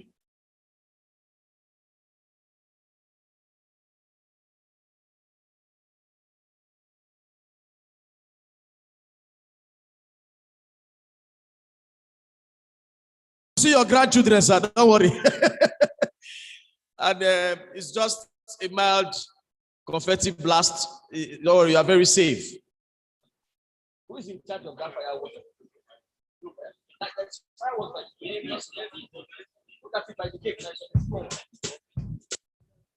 All right, please, if we don't have that, to cut the cake. Aha!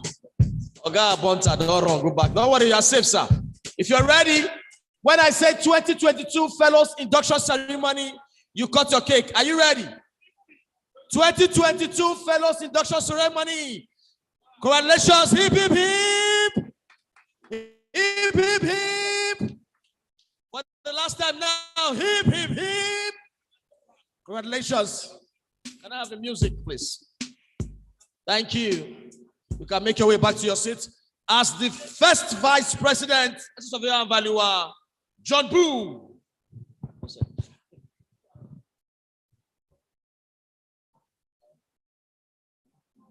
My president, please permit me to stand on already established protocol. On behalf of the president, the management committee, and the council, we want to thank all our past presidents, all the invitees, and most especially our new brand fellows of our great institution. It was a case of many were called, but few were chosen. So on behalf of the president, once again, congratulations. And we thank God Almighty that made this day.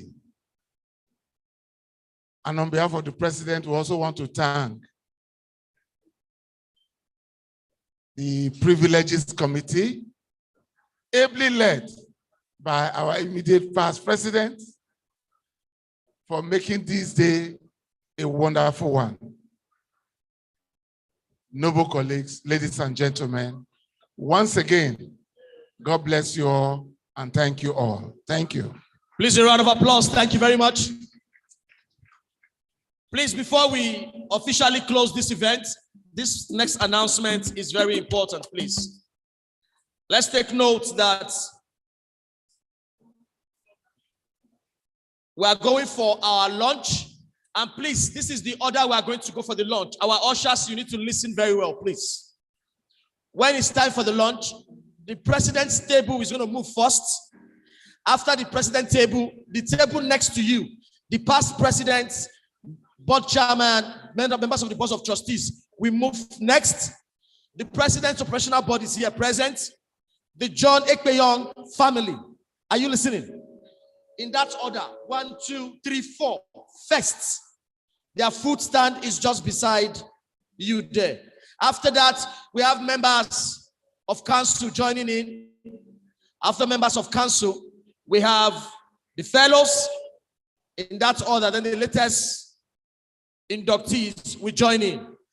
But before we start that process, please just know that the 52nd annual conference of our great institution is taking place from the 20th of June to the 25th of June, 2022, at the Garden City, Port Harcourt, Abuja, with the theme, cities of the future, development, infrastructure, and sustainability.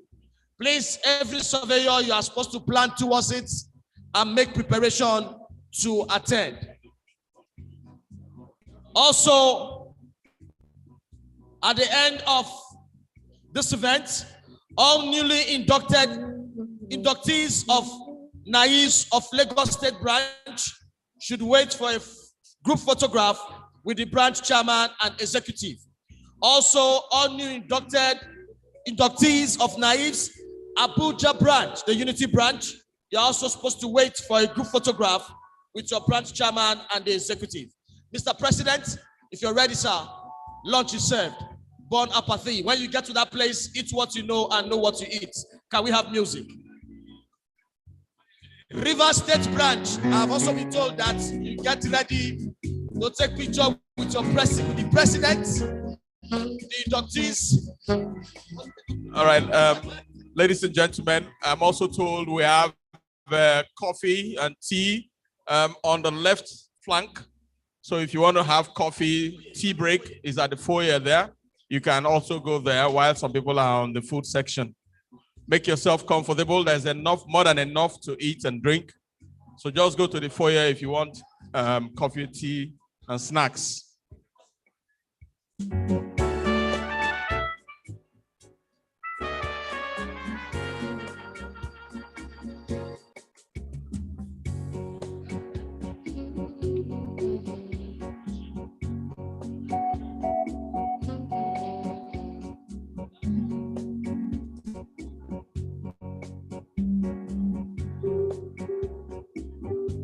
The Royal Father's Place, you can also join Mr. President on this section to my right so that you can have your meal. Royal Father's Place.